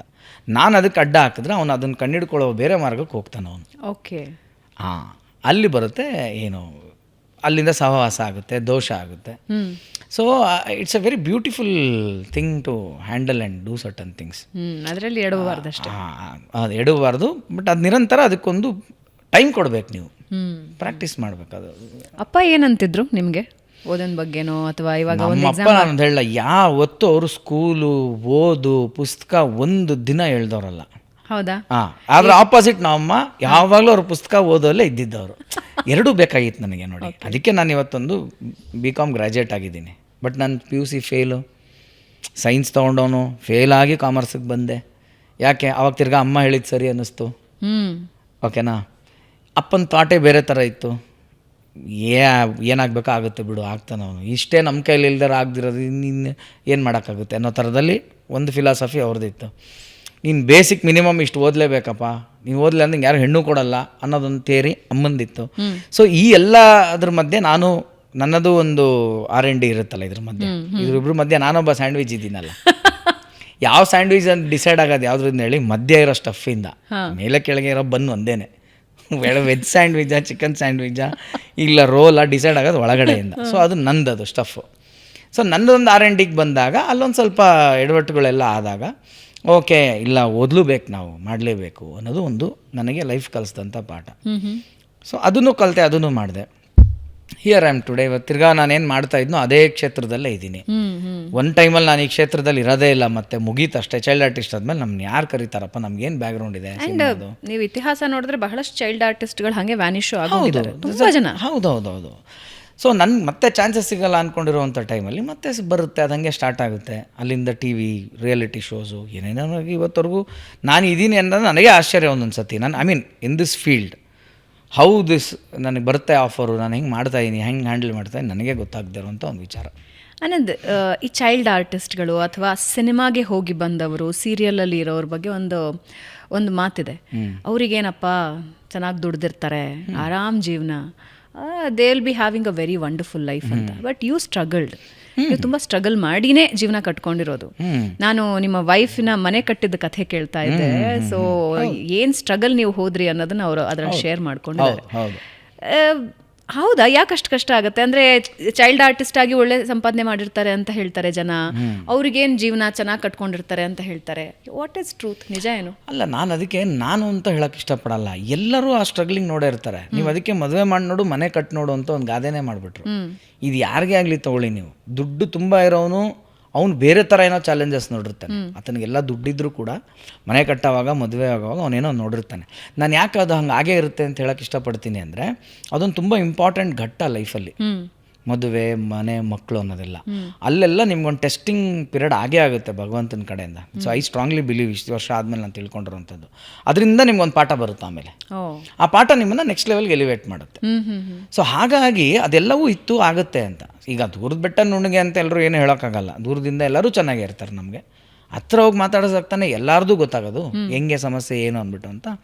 ಸೊ ಈ ಫೈನಾನ್ಷಿಯಲ್ ಪ್ರಾಬ್ಲಮ್ಸ್ ಅಂತಕ್ಕಂಥದ್ದು ಅಥವಾ ಚಾಲೆಂಜಸ್ ಅಂತ ಹೇಳಕ್ಕೆ ಇಷ್ಟಪಡ್ತೀನಿ ನಾನು. ಇಲ್ಲ, ನಾನು ಅದನ್ನೇ ಹೇಳ್ತೀನಲ್ಲ, ಪ್ರತಿ ಸಮಯದಲ್ಲೂ ಏನೋ ಒಂದು ಸಿಚುಯೇಷನ್, ಯಾವುದೋ ಒಂದು ಶಕ್ತಿ ಕಾಪಾಡಿದೆ ಅಂತ ಹೇಳೋಕ್ಕೆ ಇಷ್ಟಪಡ್ತೀನಿ ನಾನು. ಅದು ತುಂಬ ಮಿರಾಕಲಸ್ ಆಗೇ ಆಗಿರ್ತಕ್ಕಂಥದ್ದು. ಈಗ ಆದರೆ ಅದಕ್ಕೆ ಪ್ರಾಕ್ಟಿಕಲ್ ಆಗಿ ಹೇಳಿದಾಗ, ಇದೆಲ್ಲ ನೀವೇ ತಾನೇ ಪ್ರಾಕ್ಟಿಕಲ್ ಆಗಿ ಮಾಡಿದ್ರಿ ಅಂತ ನೀವು ಹೇಳ್ಬೋದು. ನಾನು ಪ್ರಾಕ್ಟಿಕಲ್ ಆಗಿ ಮಾಡಿದ್ರು ಅದು ಆಗಬೇಕು ಅನ್ನೋದೊಂದು ಇದೆಯಲ್ಲ. ಇವಾಗ ಒಬ್ಬ ಅದೇ ಸ್ಟ್ರೆಂತ್ ಹೊಡೆದ್ರೆ ಹೊಡಿತಾನೆ ಸಿಕ್ಸರು, ಒಬ್ಬ ಲೈನ್ ಆಚೆ ಜಸ್ಟು ಹಿಡ್ದವನು ಹಿಂದೆ ಬಿದ್ದುಬಿಡ್ತಾನೆ, ಅದು ಸಿಕ್ಸ್ ಆಗುತ್ತೆ. ಇನ್ನು ಕೆಲವನು ಅವ್ನು ಹಿಡಿದು ಹಿಂದೆ ಬೀಳೋಕ್ಕೆ ಮುಂಚೆ ಎಸಿತಾನೆ, ಇನ್ನೊಬ್ಬ ಯಾರೋ ದೂರದಿಂದ ಬಂದು ಅವ್ನು ಕ್ಯಾಚ್ ಹಿಡ್ಕೊಂಡು ಇವನು ಔಟ್ ಆಗ್ತಾನೆ. ಇಬ್ಬರಲ್ಲೂ ಹಂಗಾರೆ ಏನಿತ್ತದು ಡಿಫ್ರೆನ್ಸ್? ಇಬ್ಬರು ಹೊಡೆದಿದ್ದು ಅದೇ ಸಿಕ್ಸ್ ತಾನೆ. ಮಿಸ್ ಇವನ ಹಣೆ ಬರದಲ್ಲಿ ಕ್ಯಾಚ್ ಆಯಿತು, ಇವನ ಹಣೆ ಬರದಲ್ಲಿ ಸಿಕ್ಸ್ ಆಯಿತು. ಸೊ ಈ ಥರ ಕೆಲವು ಸಂದರ್ಭಗಳು ನನ್ನ ಲೈಫಲ್ಲಿ ಮಿರಾಕಲ್ಸ್ಗಳು, ಅದೊಂದು ಭಗವತ್ ಶಕ್ತಿ ಅಂತ ಅನ್ಬೋದು, ಇದು ಅನ್ಬೋದು, ಕರ್ಮಫಲ ಅನ್ಬೋದು, ಹಣೆ ಬರ, ಫೇಟ್ ಅನ್ಬೋದು, ಏನು ಬೇಕಾದ್ರೆ ಅನ್ಬೋದು. ಯಾಕೆ ಇದನ್ನು ನಾನು ಸ್ಟ್ರಾಂಗ್ಲಿ ಬಿಲೀವ್ ಮಾಡ್ತೀನಿ ಅಂತಂದರೆ ಮೇಡಮ್, ಇದನ್ನು ಸುಮ್ಮನೆ ಏನೋ ಮೌಢ್ಯದಲ್ಲಿ ಮೂಢನಂಬಿಕೆಯಲ್ಲಿ ನಾನು ಹೇಳ್ತಾ ಇರೋಂಥ ಏನಾದರೂ ಸಿಚುವೇಶನ್ನಿಂದ ಶುರು ಆಯ್ತಾ? ಇಲ್ಲ, ಏನೂ ಅಲ್ಲ. ನಾನು ಹೇಳ್ತಾ ಇರೋದು ಇದು ಲೈಫ್ಗೆ ಪ್ಯಾಟ್ರನ್ ಆಗಿ ಲೆಕ್ಕ ತಗೊಳ್ಳಿ. ಇವಾಗ ನಿಮ್ಮದೇ ಡೇಟ್ ಆಫ್ ಬರ್ತಲ್ಲಿ, ನಿಮ್ಮದೇ ಇದರಲ್ಲಿ ಎಷ್ಟು ಜನ ಹುಟ್ಟಿರ್ತಾರೆ ಎಲ್ಲರೂ. ಮತ್ತೆ ಯಾಕೆ ಈಗ ನೀವು ಆದಂಗೆ ಆಗಿಲ್ಲ? ಯಾಕಾಗಿಲ್ಲ? ಹಂಗಾರೆ ಏನೋ ಒಂದು ಪ್ಲೇ ಆಗ್ತಿದೆಯಲ್ಲ, ಏನದು? ಸೊ ನಾನು ಹುಟ್ಟಿದಾಗಲೂ ಯಾರೋ ಆಗಿರ್ತಾರೆ, ನನಗಿಂತ ಚೆನ್ನಾಗಿರೋರು ಇವತ್ತಿನೆಲ್ಲೋ ಇರ್ತಾರೆ. ಹೇಳೋಕ್ಕಾಗಲ್ಲ. ಅದಕ್ಕೆ ಉತ್ತರವೇ ಇಲ್ಲ. ಇದಕ್ಕೆ ಏನಂತಂದರೆ, ನಾವು ನಮ್ಮದೇ ಲೆಸನ್, ನಮಗೊಂದು ಬುತ್ತಿ ಇರುತ್ತೆ ನಮಗೆ, but life has to offer that lesson for you and you have to go through it. ಅದು ಸೊ ಹಾಗಾಗಿ ಅವೆಲ್ಲ ಚಾಲೆಂಜಸ್ ಬಂತು, ಅದೊಂದು ನಮಗೆ ಪಾಠವಾಗಿ ಬಂತು. ಅದನ್ನು ಅದೇ ಥರ ಆಯಿತು, ಮುಂದಕ್ಕೂ ಹೋಯಿತು. ಆ ಶಕ್ತಿನೇ ನಾನು ತೊಗೊಂಡೋಯ್ತು ಅಂತ ಹೇಳಕ್ಕೆ ಇಷ್ಟಪಡ್ತೀನಿ. ಯಾಕೆಂದರೆ ಸುಮಾರು ಸತಿ ಏನಾಗುತ್ತೆ, ಕೆಲವ್ರಿಗೆ ಅದೇ ಡಿಡ್ ಎಂಡ್ ಅಂತ ಆಗ್ಬಿಡುತ್ತೆ, ದಿ ಎಂಡ್ ಅಂತಲೂ ಆಗ್ಬಿಡುತ್ತೆ ಅವ್ರ ಲೈಫಲ್ಲಿ. ನಮ್ಮ ಪುಣ್ಯಕ್ಕೆ ಭಗವಂತ ಹಂಗೆ ಆಗಲಿಲ್ಲ, ಅದೇನೋ ಒಂದು ನಡ್ಸ್ಕೊಂಡು ಹೋಯ್ತು ಆ ಶಕ್ತಿ, ಅಷ್ಟು ಮಾತ್ರ ಹೇಳಬಲ್ಲೆ. ಸೊ ದೇವರಲ್ಲಿ ಬಹಳ ಭಕ್ತಿ. ಆ್ಯಬ್ಸಲ್ಯೂಟ್ಲಿ. ಈಗ ನಂಬುವ ವರ್ಗ ಒಂದು, ನಂಬದೇ ಇರೋ ವರ್ಗ ಒಂದು, ಹಾಗೆಲ್ಲ ತೊಗೊಂಡಾಗ ಏನಾಗುತ್ತೆ, ನಂಬದವನು ಅದಕ್ಕೊಂದು ದೇವರು ಅಂತ ಒಂದು ಹೆಸರು ಇಡ್ತಾನೆ, ಅದು ನನ್ನ ಇಷ್ಟ ದೇವರು ಅಂತ ಹೇಳ್ತಾನೆ, ಅವನು ಪೂಜಿಸೋ ಒಂದು ರೀತಿ ಹೋಗುತ್ತೆ. ನಮ್ಮ ದೇವ್ರನ್ನ ಸೈಂಟಿಫಿಕ್ ಅಪ್ರೋಚಲ್ಲಿ ಹೋಗ್ತಾನೆ, ಅವನೊಂದು ಎನರ್ಜಿ ಅಂತ ಕರಿಬೋದು. ಇಲ್ಲ ನಾನು ಏನೂ ನಂಬಲ್ಲ, ನಾನು ಮಾಡ್ತಾ ಇರೋದೇ ನಾನು ಸತ್ಯ, ನಾನೇ ಹತ್ಕೊಂಡು ಕಾರ್ ಹತ್ಕೊಂಡು ಇಲ್ಲಿವರೆಗೂ ಬಂದಿದ್ದು, ನಾನೇ ನಿಮ್ಮ ಮುಂದೆ ಕೂತ್ಕೊಂಡು ಮಾತಾಡ್ತಾ ಇರೋದು, ನನ್ನ ತಿಳುವಳಿಕೆ ಮಟ್ಟದಲ್ಲೇ ನಾನು ಈ ಪ್ರಶ್ನೆನ ಕೇಳ್ತಾ ಇರೋದು, ನನ್ನ ತಿಳುವಳಿಕೆ ಮಟ್ಟದಲ್ಲಿ ಉತ್ತರ ಹೇಳ್ತಾರ ಅಂದರೆ ಅವನು ಅದು ವೆಲ್ಕಮ್. ಬಟ್ ನಮ್ಮ ಪ್ರಶ್ನೆ ಅಂಥವ್ರಿಗೆ ನಾವೇನು ಅಂತಂದರೆ, ನೀನೇ ಮಾಡ್ತಿದ್ಯಾ ಅಂತಂದರೆ ಇವಾಗ ಒಂದು ಹಾರ್ಟ್ ಒಂದು ಬೀಟ್ ಆಗ್ತಿದೆಯಲ್ಲಪ್ಪ, ಅದು ಯಾರು ಮಾಡ್ತಾ ಇರೋದು ಕೂತ್ಕೊಂಡು?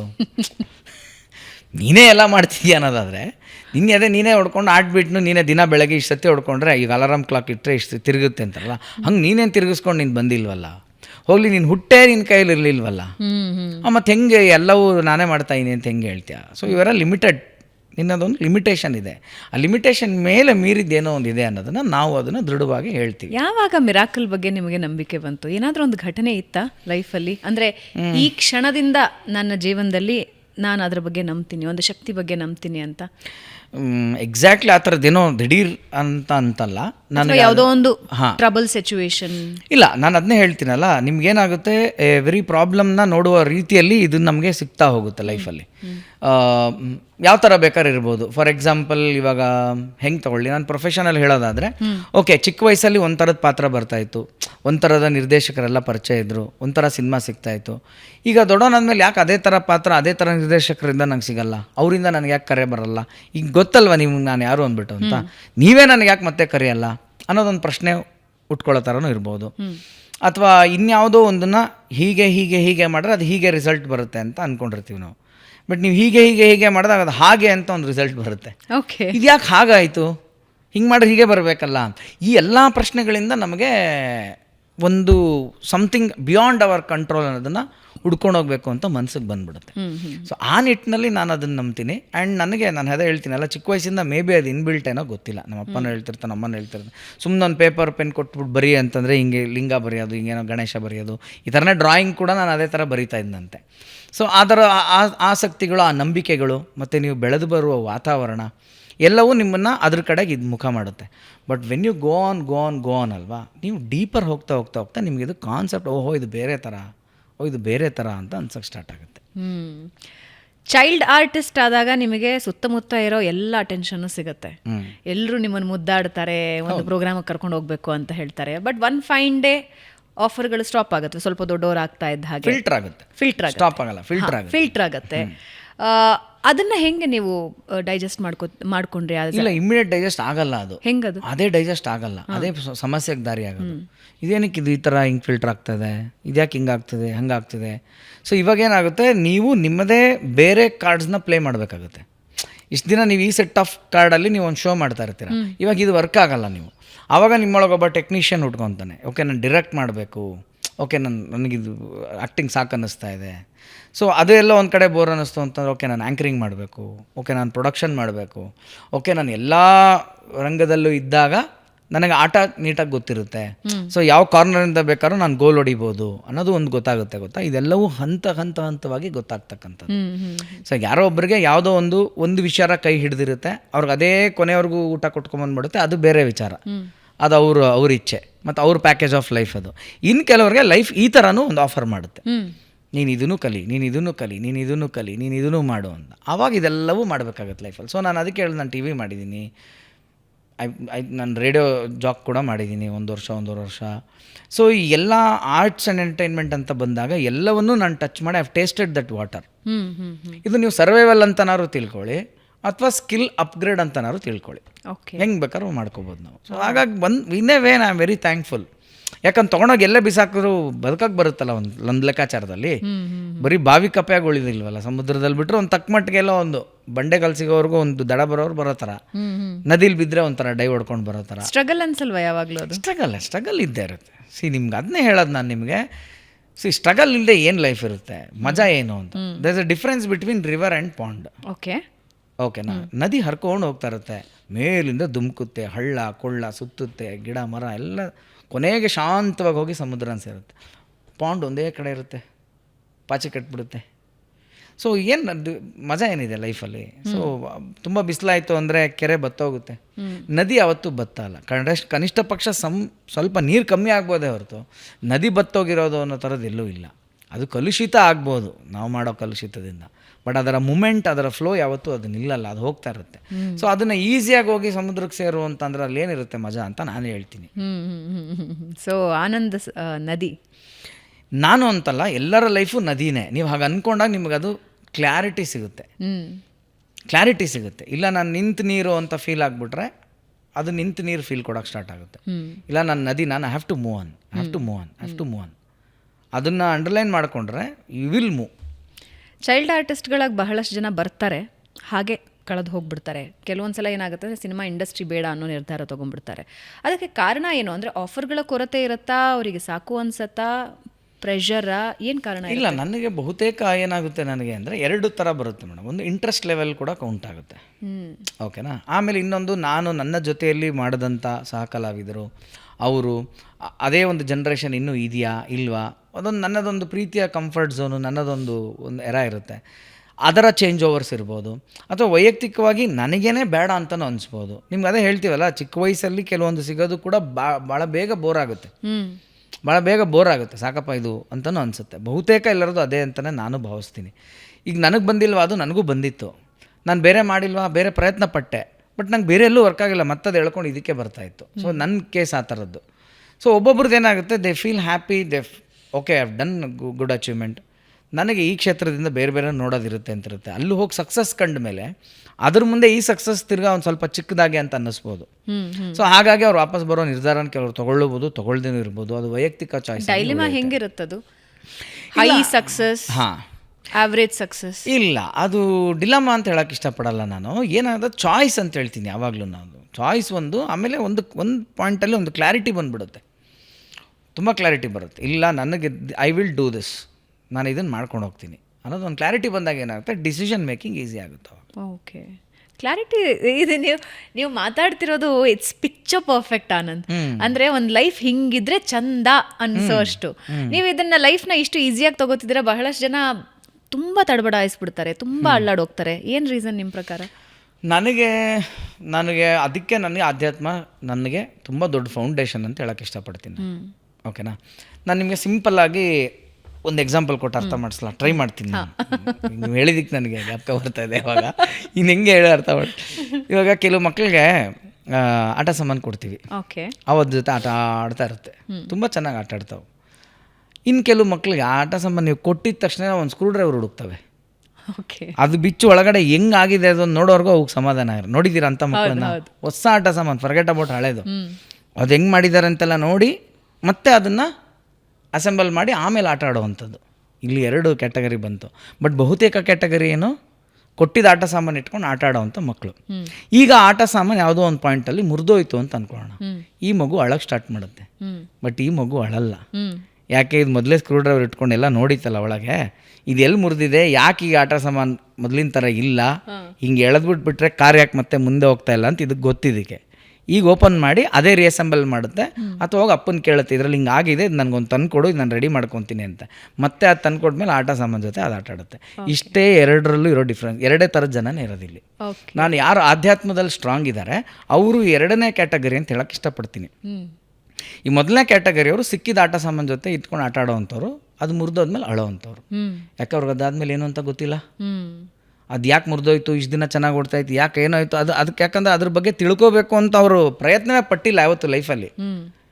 ಈಗ ಈ ಆಟ ಸಾಮಾನು ಮುರಿಯೋ ಹಾಗೆ ಮಾಡಿದ್ದು ವಿಧಿ. ಓಕೆ, ಆ ವಿಧಿಗೆ ನಿಮಗೆ ಈ ಲೆಸನ್ ಕೊಡಬೇಕು ಅಂತ ಇತ್ತು. ಯಾಕೆ, ಇವನು ನೆಕ್ಸ್ಟ್ ಲೆವೆಲ್ ಬೆಳೀಲಿ ಅಂತ ಇತ್ತು. ಅದಕ್ಕೆ ಈ ಥರ ಆಗಲಿ, ಅವನು ಸೆಲ್ಫ್ ಮೇಡ್ ಆಗಲಿ ಅಂತ ವಿಧಿಗಿತ್ತು. ಅದಕ್ಕೆ ಅದು ಆಟ ಸಾಮಾನ ಮುರಿಯಿತು. ಈಗ ನೀನು ಅದರಿಂದ ಒಂದು ಲೆಸನ್ ಕಲ್ತ್ರೆ ನೀನು ನೆಕ್ಸ್ಟ್ ಆಗ್ತೀಯ. ಇದೇ ಡಿಫ್ರೆನ್ಸ್ ಬಿಟ್ವೀನ್. ಇದನ್ನು ನಾನು ಸಿಂಪಲಾಗಿ ಹೇಳಬೇಕು ಅಂತಂದರೆ, ಈಗ ಸದ್ಗುರು ಜಗ್ಗಿ ವಾಸುದೇವ್ರದ್ದು ಇನ್ನರ್ ಇಂಜಿನಿಯರಿಂಗ್ ಪ್ರೋಗ್ರಾಮ್ ಅಂತ ಇದೆ. ಇನ್ನರ್ ಇಂಜಿನಿಯರಿಂಗ್ ಅಂದರೆ ನಂಗೆ ಆಚೆ ಇಂಜಿನಿಯರ್ ಅಲ್ಲ ಯಾರು. ಸೊ ನಾನು ಪ್ರಪಂಚಕ್ಕೆ ಹೇಳೋದು ನನ್ನ ಅರ್ಥದಲ್ಲಿ ಏನು ಅಂತಂದರೆ, ಈ ಆಟ ಸಾಮಾನು ಇಟ್ಕೊಂಡು ಆಟ ಆಡಿ ಎಂಜಾಯ್ ಮಾಡಿ ಮುರಿದೋಗ ಅವರೆಲ್ಲ ಮಾಮೂಲಿ ಇಂಜಿನಿಯರ್ಸ್. ಇದು ಓಪನ್ ಮಾಡಿ ಸ್ವಲ್ಪ ಒಳಗೆ ಏನಿದೆ ನೋಡೋಣ ಅಂತ ನೋಡೋನು ಇನ್ನರ್ ಇಂಜಿನಿಯರ್. ಓಕೆನಾ. ಅವರು ಆ ಥರ ಹೇಳಿದ್ರು, ಅದೊಂದು ಫಿಲಾಸಫಿ. ಅದನ್ನು ನೀವು ತಿಳ್ಕೊಳ್ಳೋದ್ರಿಂದ ನೀವು ಇದನ್ನು ದಾಟ್ತೀರಾ. ಇವಾಗ ಇನ್ನೊಂದು ಲೈಫು. ಈಗ ಲೈಫ್ ಹಿಂಗಿದೆ, ಇದನ್ನು ಈ ರೀತಿ ಬದುಕಿದ್ರೆ ಚಂದ, ಇದನ್ನು ಹಿಂಗೆ ಅರ್ಥ ಮಾಡ್ಕೊಂಡ್ರೆ ಚಂದ, ಇದು ಹೆಂಗೆ ಕನ್ಸ್ಟ್ರಕ್ಟ್ ಆಯಿತು, ಇದು ಅದಕ್ಕೆ ಮುರಿಯೋಕ್ಕೂ ಒಂದು ಕಾರಣ ಇದೆ, ಇದನ್ನು ನೀವು ತಿಳ್ಕೊಳ್ಳಿ, this is the art of living ಅಂತ ಇನ್ನೊಬ್ರು ಗುರುಗಳು ಹೇಳಿದ್ರು. ಅವರು ಸದ್ಗುರುಗಳ ಲೆಕ್ಕನೇ. ಶ್ರೀ ರವಿಶಂಕರ್ ಓಕೆನಾ. I have lot of respect and love for both these gurus. ಒಂಥರ ನನಗೆ ಅವ್ಯಕ್ತದ ಗುರುಗಳು ಅಂತ ಹೇಳ್ಬೋದು. ತುಂಬ ವೀಡಿಯೋಸ್ ತುಂಬ ನೋಡ್ತಾರೆ. ಬದುಕೋದು ಹೇಗೆ, ಬದುಕೋದು ಒಂದು ಕಲೆ ಅಲ್ವಾ, ಅದು ಆರ್ಟ್ ಆಫ್ ಲಿವಿಂಗ್ ಅಂದರೆ ಏನರ್ಥ, ಬದುಕೋದು ಒಂದು ಕಲೆ ಅಂತ. ಸೊ ಇದನ್ನು ಇವ್ರು ಹೇಳ್ಕೊಟ್ರು. ಇವಾಗ ನೀವು ಯಾವ್ದಾರು ಒಂದು ಮಾರ್ಗ ಹಿಡಿರ್ಬೇಕಲ್ಲ ನೀವು, ಇದನ್ನು ದಾಟಬೇಕು ಅಂತಂದರೆ ಓಕೆ. ಈಗ ಇದೆರಡು ಆಯಿತು. ಈಗ ನಾನು ಫಾಲೋ ಮಾಡುವ ವಿನಯ್ ಗುರೂಜಿ ಅಂತ ಒಂದು ಲೆಕ್ಕಕ್ಕೆ ಬರೋಣ, ಓಕೆನಾ. ಇವ್ರದ್ದು ಇನ್ನೊಂಥರ ಮಜಾ, ಯಾಕಂದ್ರೆ ಅವ್ರ ಗುರುಗಳು ಇವ್ರಿಗೆ ಹೇಳ್ಕೊಟ್ಟಿದ್ದೇನೆ, ಇವ್ರು ನಮಗೆ ಹೇಳೋರು. ಇವ್ರದ್ದೇನು ಅಂತಂದರೆ ಆರ್ಟ್ ಆಫ್ ಲೀವಿಂಗ್ ಬಿಟ್ಬಿಡೋದು. ಬಿಡೋದು ಅಂತಂದರೆ ವಿಷಯ ಬಿಡೋದು ಅಲ್ಲ, ಇನ್ನೂ ಕರೆಕ್ಟಾಗಿ ಕನ್ನಡದಲ್ಲಿ ಗುರುಗಳು ಪುತ್ತೂರಜ್ಜ ಅಂತಿದ್ರು. ಅವ್ರು ಹೇಳಿದ್ದೇನು ಅಂತಂದರೆ ಎಲ್ಲರೂ ಸಾಯೋದು ಕಲಿರೋ ಅಂತ. ಸಾಯೋದು ಕಲಿರೋ ಅಂತ, ಬದುಕೋದು ಕಲೀರಿ ಅಲ್ಲ, ಸಾಯೋದು ಕಲೀರಿ. ಏನರ್ಥ? ಹಾಂ, ಅಲ್ಲಿ ಬರ್ತೀನಿ. ಅದೇ ಅರ್ಥ, ಅದೇ ಮಜಾ ಇರೋದು. ನಿಮಗೆ ಒಬ್ಬನಿಗೆ ಸಾಯೋದು ಅಂದರೆ ಹೋಗೋದು ಅಂತ ಅರ್ಥ ಮಾಡ್ಕೊಳ್ಳೋಣ. ಯಾರೋ ಹೋಗ್ಬಿಟ್ರು ಅಂತ ನಾವು ಹೇಳೋದು. ಇದನ್ನು ಕಲ್ತ್ರಿ ಅಂತ ಅಂದ್ಕೊಳ್ಳೋಣ, ಆರ್ಟ್ ಆಫ್ ಹೋಗೋದು. ಹೋಗೋದು ಗೊತ್ತಿರೋನಿಗೆ ಬರೋದು ಗೊತ್ತೇ ಇರುತ್ತೆ. ಅಲ್ಲಿ ಚಿರಂಜೀವಿ ಅದೆಲ್ಲ ನೀನು, ಸಾವೇ ಇಲ್ವಲ್ಲ ನಿನಗೆ. ಹೆಂಗಿದೆ ಇದು ನೋಡೋ ರೀತಿ, ಇದು ಹೆಂಗಿದೆ ಮಜಾ. ಈಗ ಭಯ ಏನಪ್ಪ, ಅಲ್ಟಿಮೇಟ್ ಭಯ ಏನಪ್ಪ, ಅಲ್ಟಿಮೇಟ್ ಭಯ ಅದು. ಈಗ ಭಯದಲ್ಲಿ 3 ಥರ ಇದೆ ನಿಮಗೆ: ಅನ್ನ ಭಯ, ಪ್ರಾಣ ಭಯ, ನಾಳೆ ಭಯ. ನಮಗೂ ಇದೆ, ನಿಮಗೂ ಇದೆ. ನಾಳೆ ಏನಾಗುತ್ತೆ ನಮ್ಗೆ ಗೊತ್ತಿಲ್ಲ. ನಮಗೆ ತಕ್ಕ ಮಟ್ಟಕ್ಕೆ ಗೊತ್ತು ನಮ್ಗೆ ನಾಳೆ ಟ್ಯೂಸ್ಡೇ ಅಂತ ಗೊತ್ತಾ. ಟ್ಯೂಸ್ಡೇ ಬೆಳಗ್ಗೆ ಏನು ಅಂತ ಗೊತ್ತಿಲ್ಲ. ಸೊ ಸ್ವಲ್ಪ ಭಯ ಇದೆ. ಹೊರವಾಗಿ ಸೀಟ್ ಬೆಲ್ಟ್ ಹಾಕೊಂಬರ್ತೀವಿ ಕಾರಲ್ಲಿ, 2 ವೀಲರ್ನ ಹೆಲ್ಮೆಟ್ ಹಾಕೊಂಬರ್ತೀವಿ, ಭಯ ಇದೆ ಅಲ್ವಾ. ಇದು ನಾಳೆ ಭಯ. ಅನ್ನ ಭಯ, ಚೆಕ್ ಲೇಟ್ ಆದರೆ ಬರೋದು ಆಫೀಸಿಂದ, ಏನು ರೀ 2 ತಿಂಗಳಿಂದ ಪೇಮೆಂಟ್ ಹೋಲ್ಡ್ ಆಗ್ಬಿಟ್ಟಿದೆ, ಯಾಕೆ ಡಬ್ದಕ್ಕಿ ಖಾಲಿ ಆಗ್ತಿದೆ ಮನೇಲಿ, ಅನ್ನ ಭಯ. ಇದೆರಡೂ ತಕ್ಕ ಮಟ್ಟಿಗೆ ಆಯಿತು ಅಂದರೆ ಅಲ್ಟಿಮೇಟ್ ಈಸ್ ಪ್ರಾಣ ಭಯ ಮನುಷ್ಯನಿಗೆ. ಇದು ಇಲ್ಲದೆ ಇರೋನೇ ಇಲ್ಲ. ಇಲ್ಲಿ ನಮ್ದು ಇವ್ರದ್ದೇನು ಅಂತಂದರೆ ಸಾಯೋದನ್ನು ಕಲಿರೋ ಅಂತ. ಇನ್ಫ್ಯಾಕ್ಟ್ ನೀನು ಬಂದಿರೋದೇ ಸಾಯೋದನ್ನು ಕಲಿಯೋಕ್ಕೆ ಅಂತ. ಹಾಂ, ಅದಕ್ಕಿಂತ ಅದ್ಭುತವಾದ್ದೇನು ಕಲಿಯೋಕ್ಕಿದೆ ನಿನಗೆ? ಸೊ ನಿಮ್ಗೆ ಹೇಳ್ತಿಲ್ಲ ನಾನು, ಅವ್ರು ಹೇಳಿದ್ದು ಹೇಳ್ತಾರೆ. ಅದಕ್ಕಿಂತ ಕಲಿಯೋದು ನಿನಗೇನಿದೆ ಅಂತ. ಇವಾಗ ಓಕೆ, ಇನ್ನೊಂದು ಅರ್ಧದಲ್ಲಿ ಹೇಳ್ತೀನಿ. ಈಗ ಅಭಿಮನ್ಯು ಅವನು ಸತ್ತಿದ್ಯಾಕೆ? ಬಿಕಾಸ್ ಅವ್ನು ಚಕ್ರವ್ಯೂಹದ ಒಳಗೆ ಬರೋದು ಗೊತ್ತಿತ್ತು, ಅವ್ನು ಹೋಗೋದು ಗೊತ್ತಿರಲಿಲ್ಲ. ನಾವೆಲ್ಲರೂ ನಮ್ಮ ಮಟ್ಟದ ಅಭಿಮನ್ಯುಗಳೇ ಬಂದ್ಬಿಟ್ಟಿದ್ದೀವಿ ನಾವು, ನಮ್ಗೆ ಹೋಗೋದು ಗೊತ್ತಿಲ್ಲ. ಹೋಗೋದು ಗೊತ್ತಾಗೋಯ್ತು ಅಂದರೆ ಬರೋದು ಈಸಿ. ಬರೋದು ಹೋಗೋದು ಈಸಿ ಅಂತಂದರೆ ಈ ಕ್ರಿಯೇಷನ್ನೇ ಒಂದು ಆಟ. ಸೊ ಅಲ್ಲಿಗೆ ನೀನೇನಾಗ್ತೀಯ? ಚಿರಂಜೀವಿ ಅಂದ್ರೆ ಅರ್ಥ ಏನೋ, I am god is great. Upendra ಅವ್ರ ಡೈಲಾಗು ತಮಾಷೆ ಅಲ್ಲ, ಸೀರಿಯಸ್ ಹೇಳ್ತಾರೆ, ಅದನ್ನೇ ಹೇಳ್ತಾರದು. ಈಗ ಇದಕ್ಕೆ ನೀನು ಎಷ್ಟು ಸಮಯ ಕೊಡ್ತೀಯ ಅಂತ ಬರೋದು ಆಟ ಎಲ್ಲವೂ. ಇದಕ್ಕೆ ನೀನು ಎಷ್ಟು ಸಮಯ ಕೊಡ್ತೀಯ? ನಾನು ಇಷ್ಟು ಕೊಟ್ಟೆ, ಇವಾಗ ಇದಕ್ಕೆ ಇಷ್ಟು ಕೋರ್ಸ್ ಥರ ಮಾಡ್ಬೋದಾ, ಇದನ್ನ ಇಷ್ಟು ದಿನದಲ್ಲಿ ಇದನ್ನು ಕಲಿಬೋದಾ, ಹಂಗೆ ಮಾಡ್ಬೋದಾ? ಹಂಗೆ ಅಷ್ಟು ಈಸಿಯಾಗಿ ಆಗಂಗಿದ್ರೆ ಎಲ್ಲರೂ ಇವಾಗ ಆರ್ಟ್ ಆಫ್ ಲೀವಿಂಗ್ ಎಲ್ಲ ಕಲ್ತ್ಬಿಡ್ಬೋದಾಗಿತ್ತು. ಯಾಕೆ ಕೆಲವ್ರು ಮಾತ್ರ ಅಷ್ಟು ಬೆಳವಣಿಗೆಯವರಾಗಿದ್ದಾರೆ ಈಗ? ಅದಕ್ಕೆ ಆ ಥರದ ಪುಸ್ತಕಗಳು ನಾವು ಓದಾಗ ಇದನ್ನು ಆಗಿಸ್ದವ್ರು ಇದ್ದಾರಲ್ಲ. ಈಗ Yogi Atmakathe, autobiography of a yogi, ಎಲ್ರಿಗೂ ಹೇಳ್ಬಿಡ್ತಾನೆ ಅವ್ರು. ನಾಳೆ ನಾನು ಇಷ್ಟು ಗಂಟೆಗೆ ಹೋಗ್ತೀನಿ ಅಂದ್ಬಿಟ್ಟು ಹೋಗಿದ್ದವರು. ನಾನು ನೀವು ಎಲ್ಲ ಹೋಗ್ಬೇಕು ಅಂತ ಮನೇಲಿ ಹೇಳ್ಬಿಟ್ಟು ಹೋಗಲ್ವ, ಹಂಗೆ ಹೇಳ್ಬಿಟ್ಟು ಹೋಗಿದ್ದವರು. ಸೊ ಅವ್ರು ಹೋಗಿದ್ದಾರೆ ಅಂದ್ರೆ ಅರ್ಥ ಏನು? ಬರೋದು ಗೊತ್ತು ಅಂತ ಅವ್ರಿಗೆ. ಬರೋದು ಹೋಗೋದೇ ಗೊತ್ತಿರೋ ನನಗೆ ಭಯ ಏನು ಬಂತು? ಡೋಂಟ್ ಯು ಥಿಂಕ್ ನಿರ್ಭಯ is the ultimate weapon for you? Is that so easy? It's not easy. Easy ಅಂತ ಯಾರು ಹೇಳಿದ್ದು? ಬಟ್ ನಾನು ಹೇಳ್ತಾ ಇರೋದು ಅದು ಇದೆ ಅಂತ ಹೇಳ್ತಾ ಇರೋದು. ಭಯದಲ್ಲೇ ಜೀವನ ಮಾಡ್ಕೊಂಡು ಸಾಯ್ಬೇಕಲ್ಲ ಕೊನೆವರೆಗೂ. ನೀನು ಎಷ್ಟು ಸೆಕ್ಯೂರಿಟಿನಾರು ಹೇಳಿ, ನೀವು ಟೆಲ್ ಮಿ. ಇವಾಗ ಓಕೆ, ಒಂದು ಆಟ ಆಡೋಣ ಸುಮ್ಮನೆ. ಒಂದು ಆಟ. ಓಕೆ, ನಿಮ್ಮ ಫುಲ್ ನೇಮ್, ನಿಮ್ಮ ಸರ್ನೇಮ್ ಏನು ಹೇಳಿದ್ರೆ? ಡ್ಯಾಡಿಯಸ್ ಫುಲ್ ನೇಮ್ ಹೇಳಿ. ಭಾವನಾ ನಾಗಯ್ಯ. ಈಗ ಭಾವನಾ ನಾಗಯ್ಯ ಹುಟ್ಟಿದ್ರು. ನೆಕ್ಸ್ಟ್ ಏನಾಯಿತು? ಬೆಳೆದೆ. ಆಮೇಲೆ ಸಾವು. ಬೆಳೆದೆ. ಆಮೇಲೆ ಸ್ಟೆಪ್ ಆಗಿ ಬನ್ನಿ. ಓಕೆ, ಓದಿದೆ. ಆಮೇಲೆ ಜಾಬು. ಆಮೇಲೆ ಮೇ ಬಿ ಡೆತ್. ನೆಕ್ಸ್ಟ್ ಅಲ್ಲಿವರೆಗೂ ಹೋಗಬೇಡಿ, ಲೈಫ್ ಸ್ಟೈಲ್ ಹೇಳ್ಕೊಂಬನ್ನಿ. ಏನೇನು ಅಚೀವ್ಮೆಂಟ್ಸ್ಗಳು ಏನೇನಿದೆ ಹೇಳ್ಕೊಂಬನ್ನಿ. ಆಮೇಲೆ ಓಕೆ, ಕಾಲೇಜ್ ಮುಗೀತು, ಕೆಲ್ಸಕ್ಕೆ ಸೇರ್ಕೊಂಡೆ. ಆಮೇಲೆ ಮನೆ, ಕಾರು, ಆಮೇಲೆ ಅಪ್ಪನ ಜೊತೆ ಓಡಾಟ. ಆಮೇಲೆ ಈಗ ಸದ್ಯಕ್ಕಷ್ಟೇ. ಓಕೆ, ಇದೆಲ್ಲದರಲ್ಲೂ ಹಂಗಾರೆ ಬರೀ ಹ್ಯಾಪಿನೆಸ್ ಒಂದೇ ಇತ್ತಾ ನಿಮ್ಮ ಜೊತೆ ಟ್ರಾವೆಲ್ ಮಾಡ್ತಾ? ಮಿಕ್ಸ್ಡ್ ಅಲ್ವಾ. ಸೊ ಇದೆಲ್ಲ ಆಮೇಲೆ ಕೊನೆಗೊಂದು ಆಮೇಲೆ ಬರುತ್ತಲ್ಲ, ಅಲ್ಲಿ ಕೇಳೋದು ನಾವು ಆಮೇಲೆ ಏನಪ್ಪ ಕತೆ ಅಂತ. ಅಲ್ಲಿದೆ ಈ syllabus. So Art of Living, ಇಲ್ಲಿಯೇ VING. ಇದು ನಮ್ಮ ಗುರುಗಳು ಹೇಳ್ತಾ ಇದ್ದು ಅದು ಅದುವೇ ಅಂತ ಒಂದು ಪುಸ್ತಕ ಇದೆ. ಅದುವೇ ಅದುವೇ ಅಂತ ಭಾಳ ಚೆನ್ನಾಗಿದೆ ಪುಸ್ತಕ. ಅದು 2 ಪಾರ್ಟಲ್ಲಿದೆ. ಅದನ್ನ ಇನ್ನೂ ಓದ್ತಾ ಇದ್ದೀನಿ ನಾನು. ಅದೆಲ್ಲ ಅವರು ಹೇಳ್ತಾರೆ, ಎಲ್ಲ ಟೈಮ್ ವೇಸ್ಟ್ ಮಾಡ್ತಾ ಇದ್ದೀರಾ, ಪ್ರತಿದಿನ ಇವಾಗ ನಾವು ಮಾಡ್ತಾ ಇದೆಲ್ಲವೂ ಇನ್ಸೆಕ್ಯೂರಿಟಿ. ನಾನು ಬೆಳಿಬೇಕು, ನಾನು ಓದಬೇಕು, ನನ್ನ ಮನೆ ಎಲ್ಲವೂ ಏನಾಗ್ತದೆ ಇದಕ್ಕೆ ಸೀಮಿತವಾಗ್ತಿದೆ. ಎಲ್ಲ ನನಗೆ ಕಂಫರ್ಟ್ ತಾನೇ ನೋಡ್ತಾ ಇರೋದು. ಕಾರ್ ಅಪ್ಗ್ರೇಡ್ ಯಾಕೆ ಮಾಡ್ಕೊತೀವಿ? Comfort. You are wearing a sari, I am wearing the shirt, comfort. ಈಗ ಎ ಸಿ ಇಲ್ಲಿ ಯಾವುದೋ ಒಂದು ಟೆಂಪ್ರೇಚರ್ ನೋಡ್ತಾ ಇದೆ, ಚೂರು ಕಮ್ಮಿ ಆದರೂ ಆಗಲ್ಲ, ಆಫ್ ಮಾಡಿದ್ರೂ ಆಗಲ್ಲ, ಕಂಫರ್ಟು. ಇಷ್ಟೇ ಕಂಫರ್ಟ್ ಆಗಿರುತ್ತೆ ಹೊರಗಡೆ ಪ್ರಪಂಚ. ಚಾಲೆಂಜ್ ಇರಲ್ವ ಲೈಫಲ್ಲಿ? ಆಮೇಲೆ ಓಕೆ, ನಾನು ಎಲ್ಲದನ್ನೂ ದಾಟಿ ಬಂದೆ, ಯಾವಾಗಲೂ ಯಾರ್ದೋ ಕಪಿ ಮುಷ್ಟಿಲಿ ನಾನು ಇದ್ದೀನಿ ಅಂತ ನನಗೆ ಅನ್ನಿಸ್ತಾ ಇಲ್ವಾ? I am answerable to somebody. Am I free in my life? I think I am free. Okay. ಎಂಥ ದೊಡ್ಡ ಬಾಸ್ ಆಗಲಿ, CEO ಅವನು is also answerable to somebody. ಇದು ಎಲ್ಲಿ ತನಕ ಇದು? ಸೊ ಅದನ್ನೇ ಹೇಳಿದ್ನಲ್ಲ, ಆಟ ಸಾಮಾನು ಚೆನ್ನಾಗಿರೋರ್ಗೂ ಇದು ಚೆನ್ನಾಗಿದೆ ಅಂತ ಅನ್ನಿಸುವಂಥ ಒಂದು ಕತೆ. ಆಟ ಸಾಮಾನು ಮುರಿದಾಗ, ಅದು ಪಿಕ್ಚರ್ ಬಿಟ್ಟಾಗ, ಓ ವಾಟ್ ನೆಕ್ಸ್ಟ್? ಇದಕ್ಕೆ ನಾನು ಪ್ರಿಪೇರೇ ಇರಲಿಲ್ವಲ್ಲ. So you are prepared? I am not prepared. Okay. I know that this toy is going to break some day. I am prepared ಅಂದರೆ ಮೆಂಟಲಿ ಪ್ರಿಪೇರ್ಡ್. ಓಕೆ. ಪ್ರಿಪೇರ್ಡ್ ಅಂತ ಅನ್ನೋಕ್ಕಾಗಲ್ಲ. ಪ್ರಿಪರೇಷನ್ ಅದೆಷ್ಟು life ತೊಗೊಳುತ್ತೋ ಗೊತ್ತಿಲ್ಲ, ತೊಗೊಳುತ್ತೆ. But I am very sure that one day it will happen. ಈ life ಅಂತ ನಾನು ಹೇಳಲಾರೆ. ಓಕೆ. ಅದೆಲ್ಲ ಪ್ರಾಮಿಸ್ ಮಾಡಿ ಚಾಲೆಂಜ್ ಮಾಡಿ ರಜನಿಕಾಂತ್ ಥರ ನನ್ನ ಟ್ರ್ಯಾಕ್ ಸಪ್ರೇಟು ಸಿನಿಮಾ ಡೈಲಾಗ್ ಎಲ್ಲ ಹೊಡಿಲಾರೆ. ಯಾಕಂದರೆ ಇದಕ್ಕೆ ತುಂಬ ಅಷ್ಟು ಶ್ರದ್ಧೆ ಬೇಕು, ಅಷ್ಟು ಎಲ್ಲವೂ ಬೇಕು. ಸೊ ಈಗ ಇದ್ರ ಮಧ್ಯೆ ನಮಗೆ ಚಾಲೆಂಜಸ್ ಬರ್ತಾ ಹೋಗುತ್ತೆ. ಅದೇನು ಅಂದರೆ ನಿಮ್ಮನ್ನು ಟೆಸ್ಟ್ ಮಾಡೋಕ್ಕೆ ನೇಚರ್ ಕೊಡುವಂಥ ವಿಚಾರಗಳು. ನೋಡಿ ಏನಾಗುತ್ತೆ, ನೀವು ದೃಷ್ಟಿ ಬದಲಿಸು ದೃಶ್ಯ ಬದಲಾದೀತು ಅಂತ. ನೀವು ನೋಡುವ ರೀತಿ ಚೇಂಜ್ ಆದರೆ ಆ ಕಾನ್ಸೆಪ್ಟೇ ಬೇರೆ ಥರ ಅನ್ಸಕ್ಕೆ ಸ್ಟಾರ್ಟ್ ಆಗುತ್ತೆ ನಿಮಗೆ. ಯಾವಾಗ ನಿಮಗೆ ಇವಾಗ ನಿಮಗೆ ಪಾಠ ಮಾಡಿ ಲೈಫಲ್ಲಿ ಒಂದು ಉದಾಹರಣೆ ಕೊಡಿ, ದೃಷ್ಟಿ ಬದಲಾಯಿಸು ದೃಶ್ಯವೇ ಬದಲಾಯಿತು ಅಂತ. ಏನೇನು ಹೇಳ್ಬೋದು. ಇವಾಗ ನನ್ನ ಪ್ರೊಫೆಷನಲ್ಲಿ ಬಂದಾಗ ಅಂದ್ಕೊಂಡಿದ್ದು ಸರಿಯಾಗಿ ಆ ಮಟ್ಟದಲ್ಲಿ ನಾನಿದ್ದಾಗ, ಟೀನ್ಸಲ್ಲಿದ್ದಾಗ, ಚಿಕ್ಕ ವಯಸ್ಸಲ್ಲಿ ಬಂದ ಆಫರ್ ದೊಡ್ಡವನಾದಾಗ ಬಂದಿಲ್ಲ ಅನ್ನೋ ಥರದ್ದು ಒಂದಿರ್ಬೋದು. ಆಮೇಲೆ ಅದೇ ಟೀನಲ್ಲಿ ಇನ್ನೊಂದು ಚೂರು ಮೇಲಕ್ಕೆ ಬಂದಾಗ ಒಂದು ಲವ್ ಸ್ಟೋರಿ, ಚೆಲುವಿನ ಚಿತ್ತ ಥರ ಒಂದು ನಮ್ಮದು ಲೈಫಲ್ಲಿ ಒಂದು ಲವ್ ಸ್ಟೋರಿ ಆಗಿ ಕಾಲೆತ್ಕೊಂಡು ಮುಂಗಾರು ಮಳೆ ಸೀನ್ ಆಗಿದ್ದಿರ್ಬೋದು. ಸೊ ಇವೆಲ್ಲ ಏನಾಗುತ್ತೆ, ನಿಮಗೆ ಎಮೋಷ್ನಲ್ ಪಂಚಿಂಗ್ಗಳು ಇವು ಲೈಫಲ್ಲಿ. ಅದಕ್ಕೆ ತಾನು ಇವತ್ತಿಗೂ 4-5 ಕತೆ ಮೇಲೆ ಎಲ್ಲ ಸಿನಿಮಾ ನಿಂತಿರೋದು. ಯಾವ ಸಿನಿಮಾ ತೊಗೊಂಡು ನೀವು ಒಂದು ಲವ್ವು, ಇಲ್ಲ ಅಂದರೆ ಹಾರರು, ಮೈತೋ, ಡ್ರಾಮಾ, ಫ್ಯಾಮಿಲಿ ಡ್ರಾಮಾ, ಸಸ್ಪೆನ್ಸ್, ಇನ್ನೇನು 7-8 ಜಾನರ್ ಇದೆ ಅಂತಾರಲ್ಲ, ಅಷ್ಟೇ ತಾನಿರೋದು. ಇದು ಆಗಿ ರಿಪಿಟೇಷನ್ ಆಗಿ ನಾನೇನಾದೆ, ಈ ಟಾಯ್ ಜೊತೆ ಆಟ ಆಡ್ತಾ ಇದ್ದಿದ್ದು ಮಗುವಿಂದ ಶಿಫ್ಟ್ ಆಗ್ಬಿಟ್ಟೆ ನಾನು.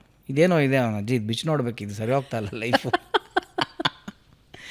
ಇದು ವರ್ಕೌಟೇ ಆಗ್ತಲ್ಲ, ಇದು ನಾನೇ ರಿಪೇರಿ ಮಾಡ್ಕೊಂಡ್ಬಿಡ್ತೀನಿ. ಯಾವ ಏಜಲ್ಲಿ ಈ ಜ್ಞಾನೋದಯ ಆಗಿದ್ದು? ಇದು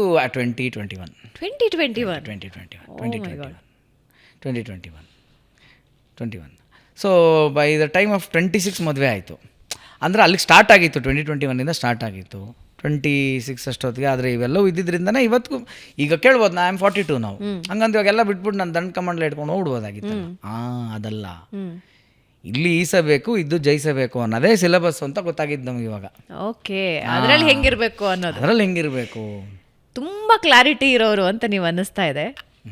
ಇಲ್ಲಪ್ಪ, ನಾನು ಪರ್ಫೆಕ್ಟ್ಲಿ ಇಂಪರ್ಫೆಕ್ಟ್. ನಾನು ಪ್ರಶ್ನೆಗೆ ಬರ್ತೀನಿ ರೀ. ಸೂಪರ್ ಕ್ಲಾರಿಟಿ, ತಕ್ಕ ಮಟ್ಟಿಗಿನ ಕ್ಲಾರಿಟಿ, ಎರಡು ಒಂದೇ ಮನೇಲಿ ಇರಬೇಕಾದ್ರೆ ಅದು ಜೆಲ್ ಆಗುತ್ತಾ? ನೀಟ್ ಆಗಲ್ಲ, ಸಾಧ್ಯವೇ ಇಲ್ಲ. ಅದನ್ನೇ ಹೇಳ್ತಾರದು. ಹೇಗಿದೆ ನಿಮ್ಮ ಥಾಟ್ಸ್ ಹೆಂಗೆ ಇರುತ್ತೆ? ಈಗ ನಾನು ಅದನ್ನೇ ಹೇಳ್ತೀರಲ್ಲ ನಿಮಗೆ. ಈಗ ನಾನು ಏನಾದ್ರು ಮಾತಾಡೋ ನನಗೆ ಬೈತಾಳೆ, ಓಕೆ ನೀನು ಸಾಕು ನಿಲ್ಸಪ್ಪ, ನೀನು ಫಿಲಾಸಫಿ, ಬಾ ಹೋಗಿ ಪಾನಿಪುರಿ ತಿನ್ನೋಣ. ಸೊ ಈಗ ನಿನ್ನ ಕಷ್ಟ ಆದ್ರೂ ಕೆಲವೊಂದು ನೀನು ಮಾಡಬೇಕಾಗುತ್ತೆ, ಓಕೆನಾ? ಸೊ ಅದು ನಾನು ಹೇಳೋದು ಅದೇ ಡ್ರೈವಿಂಗ್ ಫೋರ್ಸ್ ಅಂತ. ನನಗೆಲ್ಲ ಅವಳು ಡ್ರೈವಿಂಗ್ ಫೋರ್ಸ್ ಆಗ್ಬೋದು, ಅವಳಿಗೆ ನಾನೆಲ್ಲೋ ಡ್ರೈವಿಂಗ್ ಫೋರ್ಸ್ ಆಗ್ಬೋದು. ಇದ್ದಿದ್ದೇ ಇದಾಗಲೇಬೇಕಿದು. ಇದಾಗದೆ ಬೇರೆ ನಿಮಗೆ ದಾರಿ ಇಲ್ಲ ನಿಮಗೆ. ಇದಕ್ಕೆ ಹೇಳ್ತಾರೆ ನೋಡಿ, ಇವಾಗ ಬೆಚ್ಚನೆ ಮನೆ ಇರಲು, ವೆಚ್ಚಕ್ಕೆ ಹಣ ಇರಲು, ಇಚ್ಛೆಯರಿವ ಸತಿ ಇರಲು, ಸ್ವರ್ಗಕ್ಕೆ ಕಿಚ್ಚಚ್ಚು ಸರ್ವಜ್ಞ ಮೇಲಾಗಿದ್ದಕ್ಕೆ ಇಚ್ಛೆಯರಿವ ಸತಿ ಅಂತ ಬರ್ದ. ಈಗ ಅದು ಯಾರೋ ಫಿಮೇಲ್ ಬರ್ದಿದ್ರೆ ಇಚ್ಛೆ ಅರಿವ ಗಂಡ ಅಂತ ಅವಳು ಬರೀತಾ ಇದ್ಲು. ಎಲ್ಲರಿಗೂ ಬೇಕಾಗಿರೋ ಫೈನಲ್ ಅದೇ ತಾನೇ, ಯಾರೋ ಇಚ್ಛೆ ಅರಿವ ಆಪೋಸಿಟ್ ಜೆಂಡರ್ ಒಂದಿರಬೇಕು ಅಂತ. ಹಂಗಿಲ್ಲ ಸ್ವರ್ಗಕ್ಕೆ ಕಿಚ್ಚು ಹಚ್ಬಿಡ್ತಾನೆ ಇವನು ಅಂತಾನೆ ಕೆಲವೊಂದು ರಿಪೇರಿ ಮಾಡ್ತಾನೆ ಭಗವಂತ. ಬೆಚ್ಚನೆ ಮನೆ ಕೊಡಲ್ಲ, ವೆಚ್ಚಕ್ಕೆ ಹಣ ಕೊಡಲ್ಲ, ಇಚ್ಚಾರೋ ಸತಿ ಕೊಟ್ಟಿರ್ತಾನೆ ಕೆಲವ್ರಿಗೆ. ಓಕೆ. ಏನು ಮನೆ ಸೋರ್ತಾ ಇರೋದು ಪಾಪ, ಇವನು ಪಾತ್ರೆ ಅವಳು ಅಂತ ಡಬ್ಬ ಹಿಡ್ಕೊಂಡು ಕೂತಿರ್ತಾರೆ.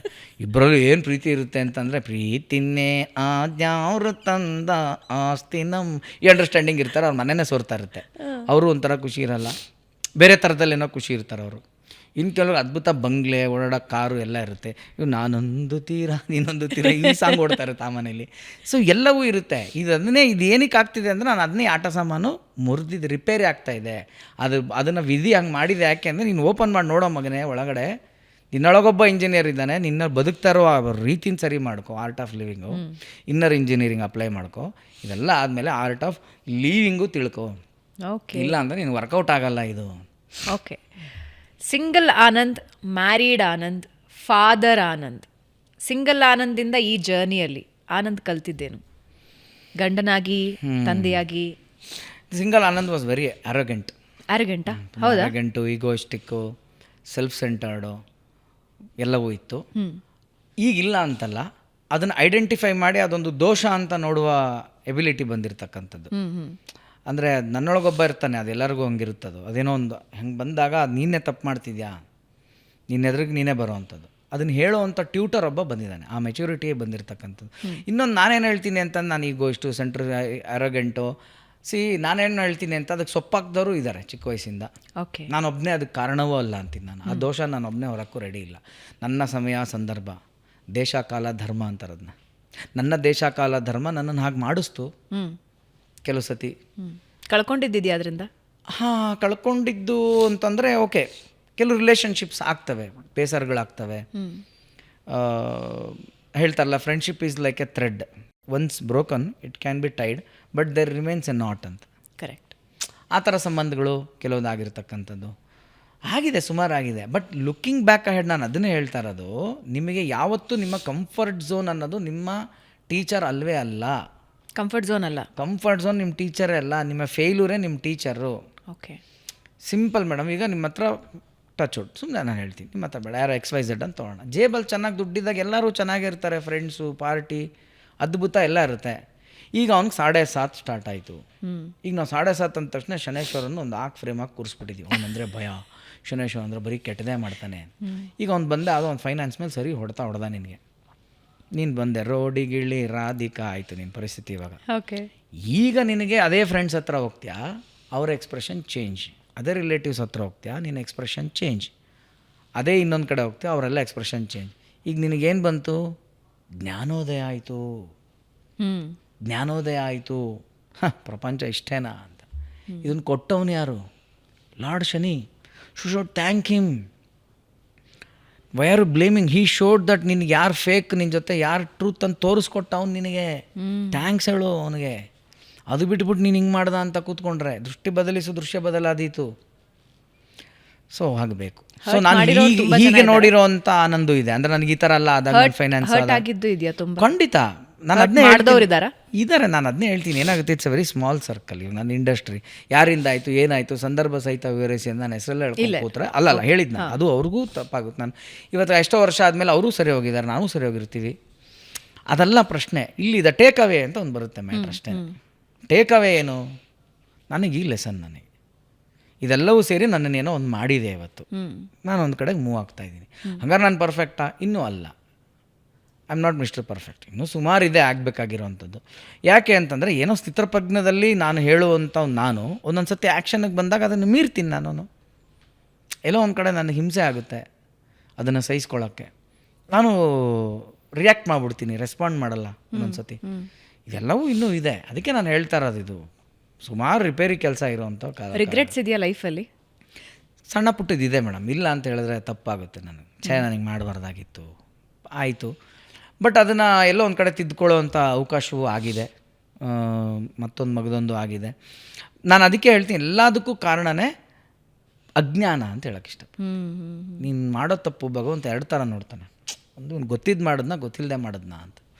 ಗೊತ್ತಿಲ್ಲದೆ ಮಾಡಿದಾಗಲೂ ಪನಿಷ್ಮೆಂಟ್ ಇದೆ, ಅದಕ್ಕೆ ಸ್ವಲ್ಪ ಬೇರೆ ಥರ ಇದೆ. ಇವಾಗ ಹೇಳಲ್ವ, ಗೊತ್ತಿದ್ದು ಮುಟ್ಟಿದ್ರು ಕ್ಯಾಂಡ್ಲು ಬಿಸಿನೇ, ಗೊತ್ತಿಲ್ಲದೆ ಮುಟ್ಟಿದ್ರು ಕ್ಯಾಂಡಲ್ ಬಿಸಿನೇ. ಬಟ್ ಗೊತ್ತಿದ್ದು ಮುಟ್ಟಿದ್ರೆ ಅವಾಗ ಯಾರು ಹೆಲ್ಪಿಗೆ ಬರಲ್ಲ.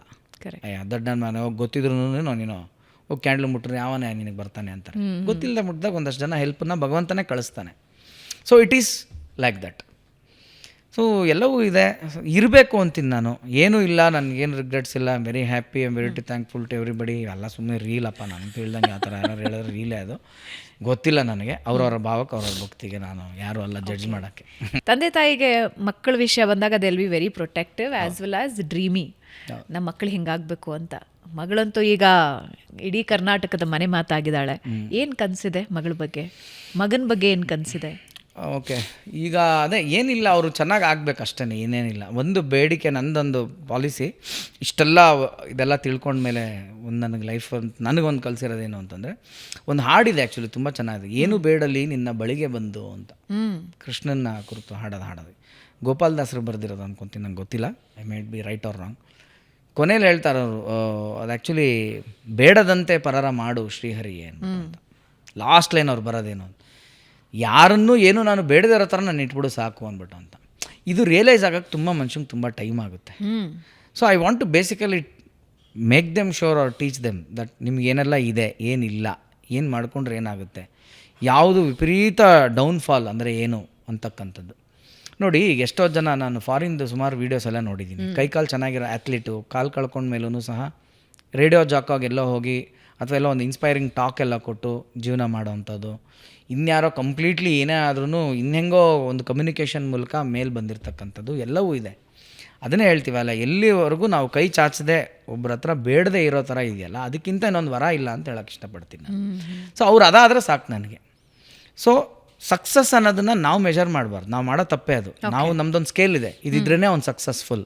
ಮತ್ತು ಸಕ್ಸಸ್ಗೆ ಮೆಜರ್ ಹೆಂಗೆ? ಸಕ್ಸಸ್ಗೆ ಮೆಜರ್ ಏನು ಅಂತಂದರೆ, ನೀನು ಹ್ಯಾಪಿನಾ, are you contented, are you happy basically, okay, are you happy, that's the finish.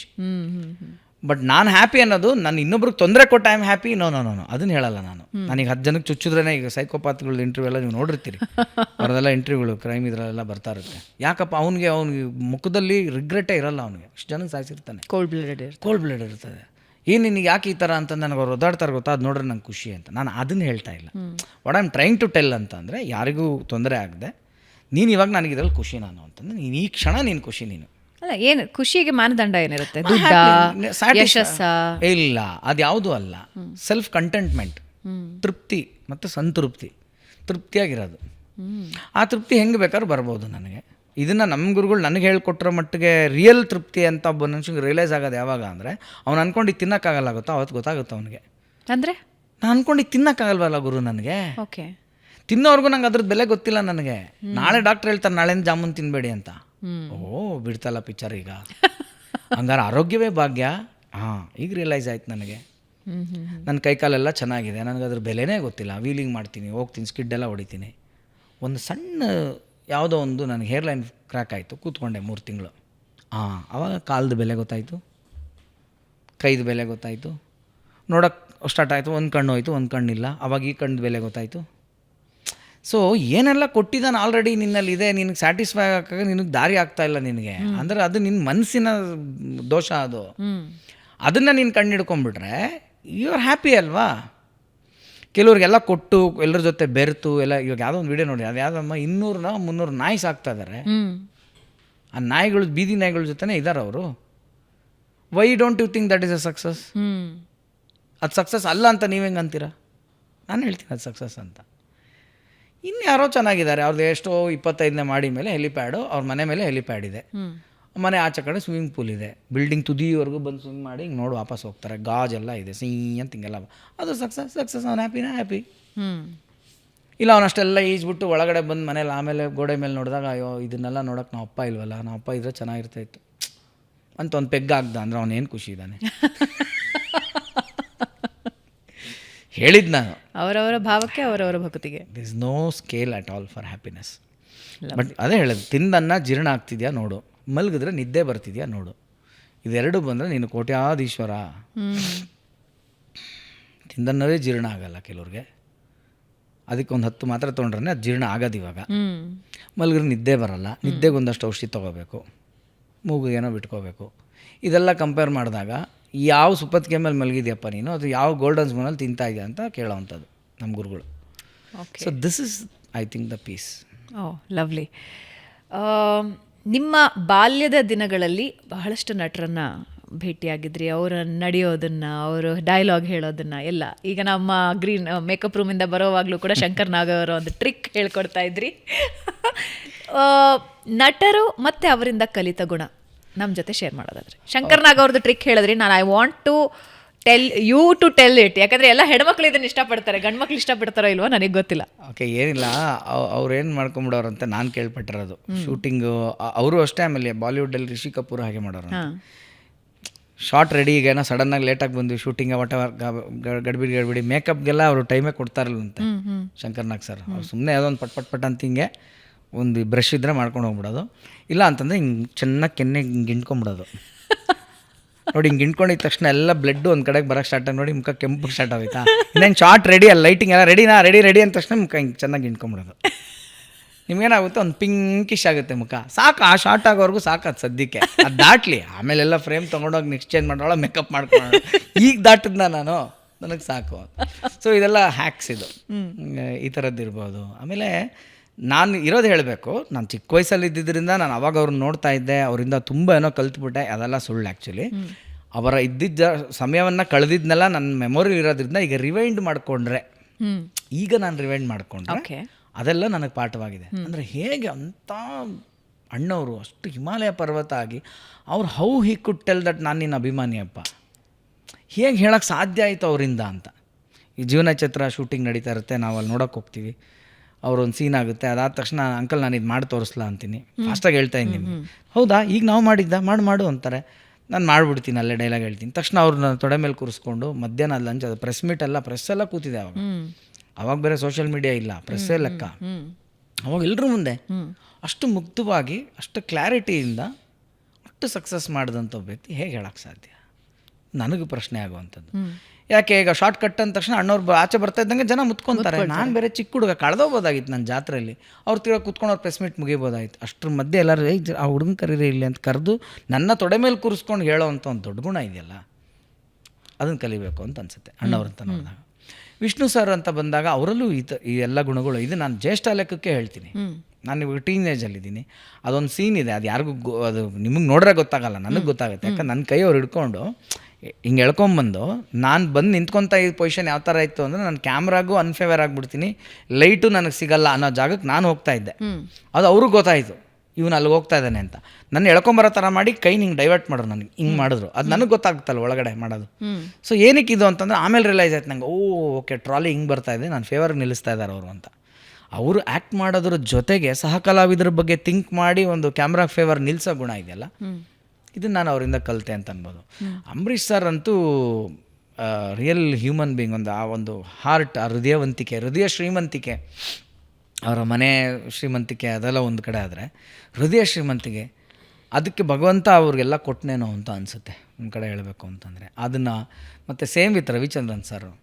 So treating everybody equally, ಊಟದಲ್ಲಿರ್ಬೋದು, ಆಮೇಲೆ ಕೆಲಸದ ಮೇಲೆ ಅವ್ರಿಗಿರೋವಂಥ ಒಂದು ಆಸಕ್ತಿ, ಕೋ ಆರ್ಟಿಸ್ಟು, ಕಂಟೆಂಟ್ ಮೇಲೆ ಅವರು ತಲೆ ಕೆಡಿಸ್ಕೊಳ್ಳೋ ಅಂಥದ್ದು, ಪ್ಯಾಷನ್ನು.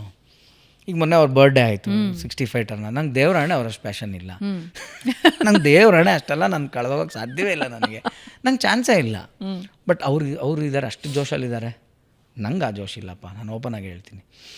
ಸಿನಿಮಾ ಇಷ್ಟಪಡ್ತೀನಿ, ಅದೆಲ್ಲ ಬೇರೆ ಪ್ರಶ್ನೆ. ಬಟ್ ಇವ್ರ ರೇಂಜ್ಗೆ ನಾನು ಐ ಥಿಂಕ್ ಇನ್ನೊಬ್ಬರನ್ನ ಸದ್ಯದ ಮಟ್ಟದಲ್ಲಿ ನನ್ನ ಕಾಲಘಟ್ಟದಲ್ಲಿ ನಾನು ನೋಡಿರಲಿಲ್ಲ. ಅವ್ರಿರ್ಬೋದು. ಶಂಕರ್ ನಾಗ್ ಸರ್ದು ಈಗಲೇ ಹೇಳಿದೆ ನಾನು. ಅನಂತ್ ನಾಗ್ ಸರ್ ಬಂದಾಗ ಪಂಕ್ಚುಯಾಲಿಟಿ, ಆಮೇಲೆ ಈ ನೆವರ್ ಲೈಕ್ಸ್ ಯಾರೋ ಒಂದು ಅವ್ರಿಗೆ ತುಂಬ ಛತ್ರಿ ಹಿಡಿಯೋದು ಒಂಥರ, ಸುಮ್ಮನೆ ಬಕೆಟ್ ಹಿಡಿಯೋದು ಅಂತ ನಮ್ಮ ಲ್ಯಾಂಗ್ವೇಜ್ ಹೇಳ್ತಾರೆ, ಅದೆಲ್ಲ ಇಷ್ಟಪಡಲ್ಲ ಅವರು. ನೀನು ಐರನ್ ಮಾಡಿದ್ಯಾ, ಅಲ್ಲಿ ಹಾಕ್ಬಿಟ್ಟು ಹೋಗಿ ಅಷ್ಟೇ, ನಾನು ಹಾಕ್ಕೊತೀನಿ, ಅದೇನು ಬಂದು ನೀನು ನನಗೆ ಹಿಡ್ಕೊಳ್ಳೋದು, ನನ್ನ ಪ್ಯಾಂಟ್ ಹಾಕ್ಬೇಕಾದ್ರೆ ನೀನೇ ನಿಂಗೆ ಹಿಡ್ಕೊಳ್ಳೋದು, ನಾನು ಹಾಕ್ಕೊತೀನಿ ಕೊಡು ಅನ್ನೋ ಥರದಲ್ಲಿರ್ಬೋದು.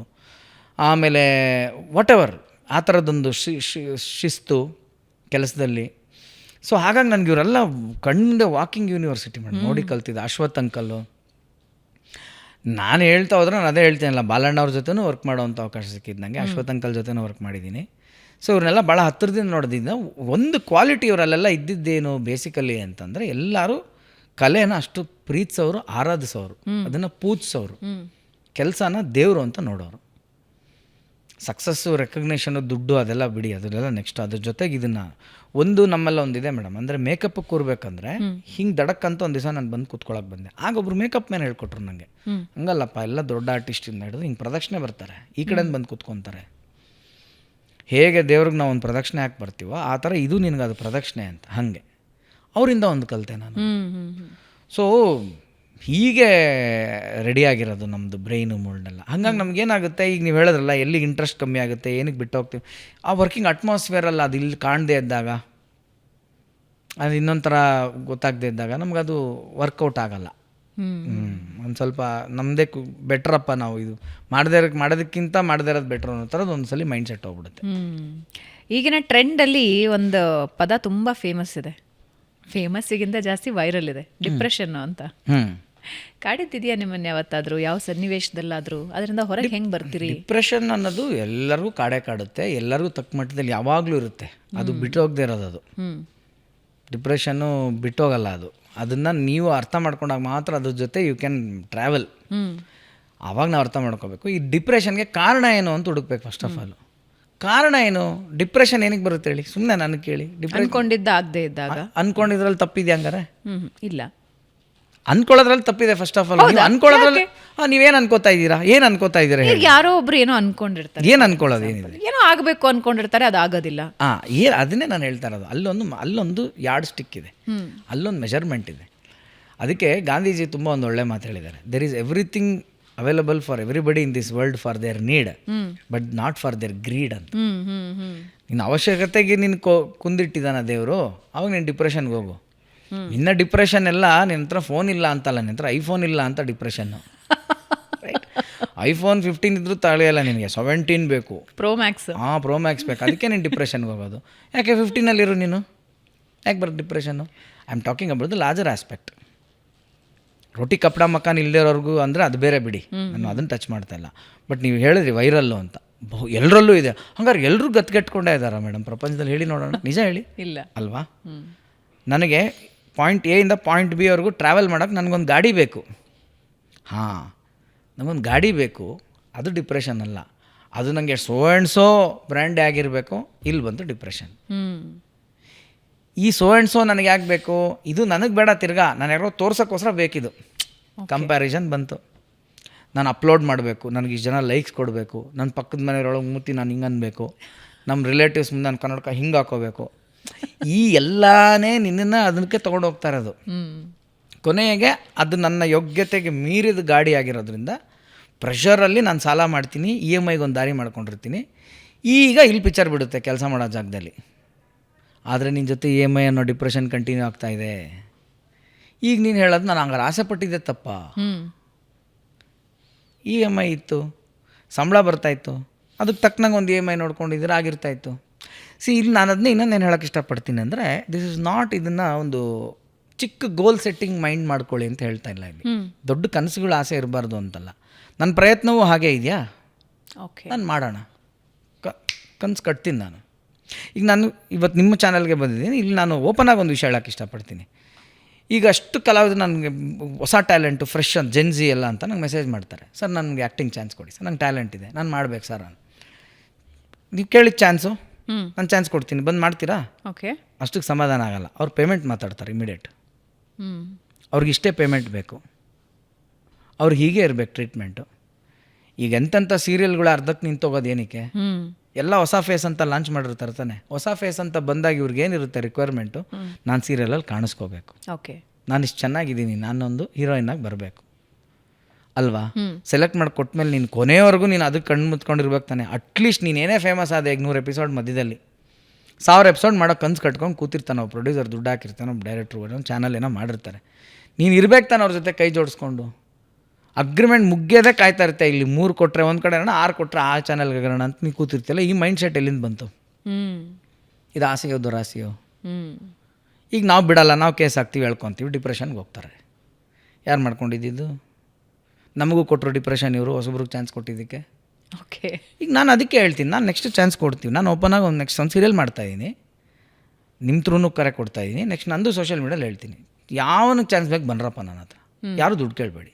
ಓಕೆ, ಹಂಗಂತ ಏನು ಸರ್? ನೋ ನೋ ನೋ, ನಾನು ಹಂಗೆ ಹೇಳ್ತಾ ಇಲ್ಲ. ನಿಮಗೆ ಊಟ ಇರುತ್ತೆ, ಹೋಗಿ ಬರೋ ಕನ್ವಿಯನ್ಸ್ ಇರುತ್ತೆ. ನೀನು ನಿಜವಾಗ ಒಳಗಡೆ ಪ್ಯಾಷನ್ ಇದೆ, ನಾನೊಬ್ಬ ಆರ್ಟಿಸ್ಟಾಗಿ ಬೆಳಿಬೇಕು ಅಂತ, ಬಂದು ಮಾಡು ನನ್ನ ಹತ್ರ ಅಂತೀನಿ. ಅದಿರಲ್ಲ. ಇವ್ರಿಗೆ ಅದಾದಮೇಲೆ ಪೇಮೆಂಟ್ ಎಷ್ಟು, ಅದಾದಮೇಲೆ ಅಲ್ಲೇ ಒಂದು ಸಂಘ ಬೆಳೆಯುತ್ತೆ ಇವ್ರದ್ದು. ಇವ್ರು ಸೀನ್ ಮಾಡುವಾಗ ಇವ್ರು 3 ಜನ ಖಾಲಿ ಕೂತಿರ್ತಾರಲ್ಲ, ಇವ್ರು 3 ಜನ ಫ್ರೆಂಡ್ಸ್ ಆಗ್ತಾರೆ. ನಿಂದೆಷ್ಟೇ ಇವ್ಳದೆಷ್ಟೇ ಇವರೆಲ್ಲ ಮಾತಾಡ್ಕೊತಾರೆ. ನಾವು ಅವ್ರವ್ರ ಯೋಗ್ಯತೆ ಅನುಸಾರ ಏನೋ ಒಂದು ಕೊಟ್ಟಿರ್ತೀವಿ. Comparison start. ಅದಾದಮೇಲೆ ನನ್ನ ಬಟ್ಟೆ ಹಿಂಗಿದೆ, ಅವ್ನ ಬಟ್ಟೆ ಹಾಗಿದೆ. ಆಮೇಲೆ ನಮ್ಗೆ ಬಂದು ನಮ್ಮ ಕಾಸ್ಟ್ಯೂಮ್ ಚೇಂಜ್ ಮಾಡಿ, ನಮ್ಗೆ ಯಾಕೆ ಒಂದೇ ಕಾಸ್ಟ್ಯೂಮಲ್ಲಿದ್ದೀವಿ ನಾವು 4 ಎಪಿಸೋಡಿಂದ. ಇದೆಲ್ಲ ಹಣೆ ಬರ ಆಗಿದೆಯಲ್ಲ. ಇದೆಲ್ಲ ನೋಡಿನೇ ನಾನು ಅದಕ್ಕೆ ಅಪ್ಪ ಸೀರಿಯಲ್ಲೇ ಮಾಡೋದು ಬೇಡ, ನನಗೆ ಡಿಪ್ರೆಷನ್ ಅಂತ ನಾನು ಮಾಡಲ್ಲ. ಈಗ ಶುರು ಮಾಡ್ತಿದ್ದೀರಾ? ನೆಕ್ಸ್ಟ್ ಒಂದು ಪ್ಲ್ಯಾನಲ್ಲಿದೆ. ಈಗ ನನ್ನ ಕೆಲವು ಬೇರೆಯವರೆಲ್ಲ ಏನೋ ಅದ್ರ ಜೊತೆ ಹೋರಾಡೋದೇ ಒಂದು ನಾವು ಅದನ್ನು ಎಂಜಾಯ್ ಮಾಡ್ತೀವಿ. ಸರ್ ನೀವು ಎಂಜಾಯ್ ಮಾಡ್ರಪ್ಪ, ಮಾಡೋರು ಮಾಡಿ. ಬಟ್ ಅದಕ್ಕೆ ನಾನು ಗ್ಯಾಪ್ ತೊಗೊಂಡು ನಿಧಾನಕ್ಕೆ ಸ್ವಲ್ಪ ರಿಸರ್ಚ್ ಮಾಡಿ ಮಾಡ್ತೀನಿ. ಬಟ್ ಏನೇ ಮಾಡಿದ್ರು ಈ ಥರ ಕೆಲವು ವೈರಸ್ಗಳು ಸೇರ್ಕೊಂಡ್ಬಿಡುತ್ತೆ, ಆಗುತ್ತದೆ, ಏನೂ ಮಾಡೋಕ್ಕಾಗಲ್ಲ. That is the probability of life. ನಿಮ್ಗೆ 100% ಆಗಲ್ಲ. ಯಾರೋ ಒಂದು ಡಿಪಾರ್ಟ್ಮೆಂಟಲ್ಲಾರು ಈ ಥರ ಇರೋರು ಇರ್ತಾರೆ, ನಮ್ಮ ಹತ್ರನೇ ಚಾನ್ಸ್ ತೊಗೊಂಡು ನಮಗೆ ದೂರ್ಬಿಟ್ಟು ಕೊನೆಗೆ ವೀಡಿಯೋ ಬೇರೆ ಮಾಡೋಕ್ಕದು ಇವರು. ನಾವು ಇಷ್ಟು ಮಾಡಿದ್ವಿ, ನಮಗೆ ಇಲ್ಲಿ ₹1 ಕೊಟ್ಟು. ಎಷ್ಟು ಪ್ರೊಡಕ್ಷನ್ಗಳ ಬಗ್ಗೆ ಎಷ್ಟು ಆರ್ಟಿಸ್ಟ್ಗಳು ಹೊಸ ಫೇಸ್ಗಳು ಬಂದಿರೋರು ನೀವು ನೋಡಿರ್ತೀರಿ. ಇವರೆಲ್ಲ ಬರೋವಾಗ ಹಾಗೆ ಬಂದ್ರ, ಅಯ್ಯಪ್ಪ ಅಣ್ಣ ಅನ್ಕೊತಾನೆ ಒಳಗೆ ಬಂದಿದ್ದು. ಮಾಡಿ, ನೀವು ಫಸ್ಟು ಸಾಧನೆ ಮಾಡಿ. ನಿಮ್ಮಿಂದ ಪ್ರೊಡಕ್ಷನ್ಗೆ ಏನೋ 4 ಕಾಸು ಲಾಭ ಆಗೋ ಮಟ್ಟಿಗೆ ನೀವು ಬೆಳೆದಾಗ ನೀವು ಕೇಳಿ, ಬೇಡ ಅಂತ ಯಾರೋ ಅನ್ನಲ್ಲ. ನೀವೇ ಇನ್ನೂ ಬೆಳೆದಿಲ್ಲ, ಆಗಲೇ ಪ್ರೊಡಕ್ಷನ್ ಹೌಸ್ನ ದೂರೋದು, ವೀಡಿಯೋ ಮಾಡಾಕೋದು. ಬಟ್ ಅದು ತಪ್ಪ? ಪ್ರೊಡಕ್ಷನ್ ಹೌಸಿಂದ ದುಡ್ಡು ಕೇಳೋದು ತಪ್ಪ? ಪ್ರೊಡಕ್ಷನ್ ಹೌಸಿಂದ ದುಡ್ಡು ಕೇಳೋದು ತಪ್ಪಲ್ಲ. ನಿಮಗೆ ಅವಕಾಶ ಅನ್ನೋದು ಆಕಾಶಕ್ಕೆ ಸಮ ಅಂತಾರೆ. ಓಕೆ. ನೀವು ಫಸ್ಟ್ ಏನು ಬೇಕಾಗಿದ್ದು? ಹಾಸ್ಪಿಟ್ಲಿಗೆ ಅಡ್ಮಿಟ್ ಆಗ್ತಾರೆ ಮೇಡಮ್, ಫಸ್ಟ್ ಎಮರ್ಜೆನ್ಸಿ ವಾರ್ಡ್ಗೆ ಹೋಗ್ದಾಗ ಫಸ್ಟ್ ಕೊಡೋದು ಆಕ್ಸಿಜನ್. ಓಕೆನಾ? ಆಕ್ಸಿಜನ್ ಡ್ರಿಪ್ಸು, ಇದು ನಿರಂತರ ನಿಮ್ಗೆ ಇರಬೇಕು ಅಂತ. ಹಾಸ್ಪಿಟ್ಲಿಗೆ ಬಂದಿದ್ದೇನಕ್ಕೆ ನೀನು ಆಕ್ಸಿಜನ್ ಬೇಕು, ಬ್ಲಡ್ ಬೇಕು, ಗ್ಲೂಕೋಸ್ ಬೇಕು ಅಂತ. ಇದೆಲ್ಲ ಕೊಟ್ಟು ರೆಡಿ ಆದಮೇಲೆ ಹಂಗೆ ಇಲ್ಲಿ TV ಹಾಕ್ರಿ, ಅದ್ರಲ್ಲಿ ಮ್ಯಾಚ್ ಹಾಕ್ರಿ. ಇದೇನು ಡಬ್ಬ ಹಾಸ್ಪಿಟ್ಲೇ ಇದು, ಇಲ್ಲಿ TV ನೈಟ್ ಇಲ್ಲ ಅಂದರೆ what was your purpose? What was your square one? So ಹಂಗಂತ ನೀನು ಹತ್ರ 5,000 ಎಪಿಸೋಡ್ ಆಗೋರ್ಗೆ ಯಾರು ದುಡ್ಡು ಕೊಡದೇ ಇರ್ತಾರ? ಹಾಗೇನಲ್ವಲ್ಲ, ಕೊಡ್ತಾರೆ. ಕೆಲವು ಪ್ರಾಜೆಕ್ಟ್ಗಳು ಕೊಡೋಕ್ಕಾಗಲ್ಲ. ಈಗ ನನ್ನ ಬಿಟ್ಬಿಡಿ, ಇದು ಈ ಜನ್ರೇಷನ್ ಥಿಂಕ್ ಮಾಡಿ ಈ ಥರ ಎಲ್ಲ ಮಾಡ್ತಾರೆ. ಇವ್ರ ಕೈಯಲ್ಲಿ ಕ್ಯಾಮ್ರಾ ಅನ್ನೋ ಒಂದು ವೆಪನ್ ಇದೆ ಅಂತ ಇವತ್ತು ಹಿಂಗೆಲ್ಲ ನಡೀತಾ ಇದೆ. Do you think all the artist were paid extraordinary right from their career from the beginning? ಅಂದ್ಕೊಂಡಿದ್ದೀರಾ ನೀವು? ಯಾರೂ ಲೆಜೆಂಡ್ಗಳಾಗಿಲ್ಲ ಹಂಗಾರೆ? ರಜನಿಕಾಂತ್ ಅವರೇ ಯಾವುದೋ ಒಂದು ರೀಸೆಂಟ್ ಆಡಿಯೋ ಲಾಂಚಲ್ಲಿ ಯಾವುದೋ ಇದರಲ್ಲಿ ಹೇಳಿದ್ರಲ್ಲ, ಅವ್ರಿಗೆ ಯಾವುದೋ ಒಂದು ಸ್ಟುಡಿಯೋ ಒಳಗೆ ಕರೆಸಿ ಅವಮಾನ ಆಗಿ ಕೊನೆಗೆ ವಾಪಸ್ ಹೋಗಿ ಟ್ಯಾಕ್ಸಿನೂ ಕಳಿಸ್ದೆ. ನೆಕ್ಸ್ಟ್ ಅದೇ 3 ವರ್ಷ ಆದಮೇಲೆ ಅದೇ ಪ್ರೊಡ್ಯೂಸರ್ ಮುಂದೆ ಇನ್ನೊಂದು ಕಾರಲ್ಲಿ ಇವ್ರು ಹೋಗಿ ಇಳಿದು ಆ ದಿನನೂ ಬಂತಲ್ವಾ? ನೀನು ಈ ದಿನ ಫೇಸ್ ಮಾಡೋಕ್ಕೆ ರೆಡಿ ಇಲ್ಲ ಅಂದರೆ ಆ ದಿನ ಹೆಂಗೆ ಬರುತ್ತೆ ನಿನ್ನ ಲೈಫಲ್ಲಿ? ಆವತ್ತೇ ರಜನಿಕಾಂತ್ ಅವರು ಕೂತ್ಕೊಂಡು ಬಂದವ್ರಿಗೆಲ್ಲ ಸ್ಟುಡಿಯೋದಲ್ಲೆಲ್ಲ ಅಲ್ಲಿ ಹೋಗ್ಬೇಡಿ, ಆ ಪ್ರೊಡ್ಯೂಸರ್ ಕಾಸು ಕೊಡಲ್ಲ ಅಂತ ಹೇಳ್ಕೊಂಡು ಕೂತಿದ್ರು. ರಜನಿಕಾಂತ್ ಆಗ್ತಿದ್ರಾ? ನಾನು ಅದನ್ನ ಹೇಳೋಕ್ಕೆ ಇಷ್ಟಪಡ್ತಾ ಇಲ್ಲಿ, ಪ್ರೊಡಕ್ಷನ್ ಹೌಸ್ ದುಡ್ಡು ಕೇಳೋದು ತಪ್ಪು ಅಂತಲ್ಲ. ಯಾವ ದೃಷ್ಟಿಯಲ್ಲಿ, ಯಾವ ಮಾನದಂಡದಲ್ಲಿ, ಯಾವ ಪರಿಸ್ಥಿತಿಯಲ್ಲಿ, ಮತ್ತು ನಿನ್ನ ಅನಿಸಿಕೆ ಅಭಿಪ್ರಾಯಗಳೇನು? ಫಸ್ಟ್ ದುಡಿಯೋದಕ್ಕೆ ರೆಡಿ ಇರಬೇಕು. ಫಸ್ಟ್ ನಿನ್ನ ಪ್ಯಾಷನ್ನೇ ಅದು ಅಂತ ಮತ್ತು ಸುಳ್ಳು ಹೇಳ್ಬೇಡ. ಬರೋವಾಗಲೇ ಕ್ಲಾರಿಟಿಯಾಗಿ ಹೇಳ್ಬಿಡು, ಸರ್ ನನಗೆ ನನಗೆ ಇಷ್ಟು ಪೇಮೆಂಟ್ ಬೇಕು ಸರ್, ಅದ್ರ ಜೊತೆ ನಂಗೆ ಕ್ಯಾರೆಕ್ಟರ್ ಬೇಕು, ಹಂಗಿದ್ರೆ ನಾನು ಡೆಬ್ಯೂ ಮಾಡೋದು ಸರ್ ಅಂತ. ಓಕೆ. ಆ ಥರನೂ ಒಬ್ರು ಕಲಾವಿದರಿದ್ರು ಹಿಂದಿಯಲ್ಲಿ, ರಾಜ್ಕುಮಾರ್ ಅಂತ. ನನಗೆ ಯಾರೋ ಹೇಳಿದ ಕತೆ ಇದು ನಂಗೆ ಗೊತ್ತಿಲ್ಲ, ತಪ್ಪಾಗಿರೋ ದಯವಿಟ್ಟು ಕ್ಷಮಿಸಿ. ಅವರು ಒಂದು ರೋಡಲ್ಲಿ ನಡ್ಕೊಂಡು ಹೋಗ್ತಾ ಇರ್ತಾರೆ, ಕಿಟಕಿಯಿಂದ ಒಬ್ಬರು ಪ್ರೊಡ್ಯೂಸರ್ ನೋಡಿ, ಹುಡುಗ ಏನು ವಾಕಿಂಗ್ ಸ್ಟೈಲ್ ಸಕ್ಕದಾಗಿದೆ ಒಂದು ಅಂತ ಕರೆದು ಅವ್ರಿಗೆ ಫಸ್ಟ್ ಆಫರ್ ಮಾಡಿದಾಗ ಅವ್ರು ಏನು ಹೇಳಿರ್ಬೋದು ಹೇಳಿ, ನನ್ನ ಸಿನಿಮಾಗೆ ನೀನು ಹೀರೋ ಮಾಡ್ತೀಯ ಅಂದಿದ್ದಕ್ಕೆ. ಆ ಟೈಮಲ್ಲಿ ಮಧುಬಾಲ ತುಂಬ ದೊಡ್ಡ ಹೀರೋಯಿನ್ ಅಂತ. ನೀವು ಮಧುಬಾಲನ ಹೀರೋಯಿನ್ ಹಾಕಿದ್ರೆ ನಾನು ಹೀರೋ ಆಗ್ತೀನಿ ಅಂದ್ರಂತೆ ಇವರು. ಇವರು ಹಾಕಿದ್ರಂತೆ, ನಂಗೆ ಗೊತ್ತಿಲ್ಲ, ಅದು ಹೇಳ್ತಾ ಇರೋದು ನಾನು. ಸುಳ್ಳಂದ್ರೂ ಮಜವಾಗಿದೆಯಾ ಇದು ಕತೆ ಕೇಳೋಕ್ಕೆ? ನೀನು ಇದ್ರೆ ಅಷ್ಟು ಕಾನ್ಫಿಡೆಂಟಾಗಿರೋ. ಸರ್ ನಾನು 100 ಎಪಿಸೋಡ್ವರೆಗೂ ಕೇಳಲ್ಲ ಸರ್, ನನ್ನ ಟ್ಯಾಲೆಂಟ್ ತೋರಿಸ್ತೀನಿ ಸರ್, ನಾನು ಪ್ರೂವ್ ಮಾಡ್ತೀನಿ, ನನ್ನಿಂದ ನಿಮ್ಗೆ ಹೆಂಗೆ ರೇಟಿಂಗ್ ಬರುತ್ತೆ ನೋಡಿ ಸರ್, ನನಗೆ ಆಮೇಲೆ ನೀವು ದುಡ್ಡು ಕೊಡಿ ಸರ್ ಅಂದರೆ ಇದೊಂದು ಡೀಲು. ಓಕೆ. ಬರೋವಾಗ ಮಾತ್ರ ನಾವು ಹಿಂಗೆ 100 ಎಪಿಸೋಡ್ ಆದ ತಕ್ಷಣ ನಾನು ಹಿಂಗೆ ಅಂದರೆ ಯಾಕೆ ಚಾನ್ಸ್ ಕೊಡಬೇಕು ಅಂತ ಅನ್ಸುತ್ತೆ. It's as simple as that. So ಹಾಗಾದರೆ ಒಂದು ಘೋಷಣೆ ಇಲ್ಲೇ ಮಾಡಿದ್ದೀರಾ, ಯಾವಾಗಿಂದ ಪ್ರಾಜೆಕ್ಟ್ ಶುರು ಆಗ್ತಾ ಇದೆ? If somebody is very interested, ನಿಮ್ಮ ಏನು ಮಾನದಂಡಗಳಿಗೆ? ಏನು ಮಾನದಂಡ ಇಲ್ಲ ಇದರಲ್ಲಿ. ನಾವೇನು ಯಾರಿಗೂ ಆ ಥರ ಇದೇನು. ಯಾವಾಗ ಶುರು ಮಾಡ್ತಿದ್ದೀರಾ? ಈಗ ಐ ಥಿಂಕ್ ಬೈ ಜುಲೈಯಿಂದ ಈ ತಿಂಗಳು ಫುಲ್ ಪ್ರಿಪ್ರೇಷನ್ನೇ. ಈ ಜೂನ್ ಪೂರ್ತಿ ಈಗ ನಾವು ಆಡಿಷನ್ ಸ್ಟಾರ್ಟ್ ಮಾಡ್ತೀವಿ, ಅದೆಲ್ಲವೂ ಇರುತ್ತೆ. ಜುಲೈ ಐ ಥಿಂಕ್ ಜೂನ್ ಎಂಡೇ ನಾವು ಶೂಟಿಂಗು ಹೋಗ್ಬೇಕು ನಾವು. ಓಕೆ. ಹಂಗಾಗಿ ಜುಲೈಯಿಂದ ಏರ್ ಆಗೋ ಎಲ್ಲ ಸಾಧ್ಯತೆಗಳಿದೆ. ಏರೇ ಜುಲೈಯಿಂದ ಏರ್ ಜುಲೈ ಸೆಕೆಂಡ್ ವೀಕ್ ಒಳಗೆ ಆಗಬೇಕು ಅಂತ ಮಾತುಕತೆ ನಡೀತಾ ಇದೆ. ಓಕೆ. ಈಗ ಇಲ್ಲಿ ಬರುತ್ತೆ ಫೇವರಿಟಿಸಮ್ಮು ಅಥವಾ ಫ್ಯಾಮಿಲಿ ನೆಪೋಟಿಸಮ್ಮು. ಯಾಕಂದ್ರೆ ನನ್ನ ಪ್ರಾಜೆಕ್ಟ್ ಉಳಿಸ್ಕೊಳ್ಳೋಕ್ಕೋಸ್ಕರ ನನಗೆ ಗೊತ್ತಿರೋರನ್ನೇ ಹಾಕೊಳ್ತಾ ಹೋಗ್ತೀವಿ ನಾವು ಫಸ್ಟಲ್ಲಿ. ಇದು ನಾನು ಮಾಡೋದು ಅಂತಲ್ಲ, ಎಲ್ಲರೂ ಮಾಡೋದು. ಯಾಕೆ ಅಂದರೆ ನಮ್ಮ ಪ್ರಾಜೆಕ್ಟ್ ಉಳಿಸ್ಕೋಬೇಕಾಗಿರುತ್ತೆ ನಮಗೆ. ಈ ಕಾರಣಕ್ಕೋಸ್ಕರ ಇವೆಲ್ಲವೂ ಬರೋದು. ಅಂದರೆ ನೆಪೋಟಿಸಮ್ ಅದರ ಗುಣಲಕ್ಷಣಗಳು ಬೇರೆ ಬೇರೆ ಇದೆ, ಅದರ ಎಲ್ಲ ಗರಿಗಳು ಬೇರೆ ಬೇರೆ ಥರ ಇದೆ.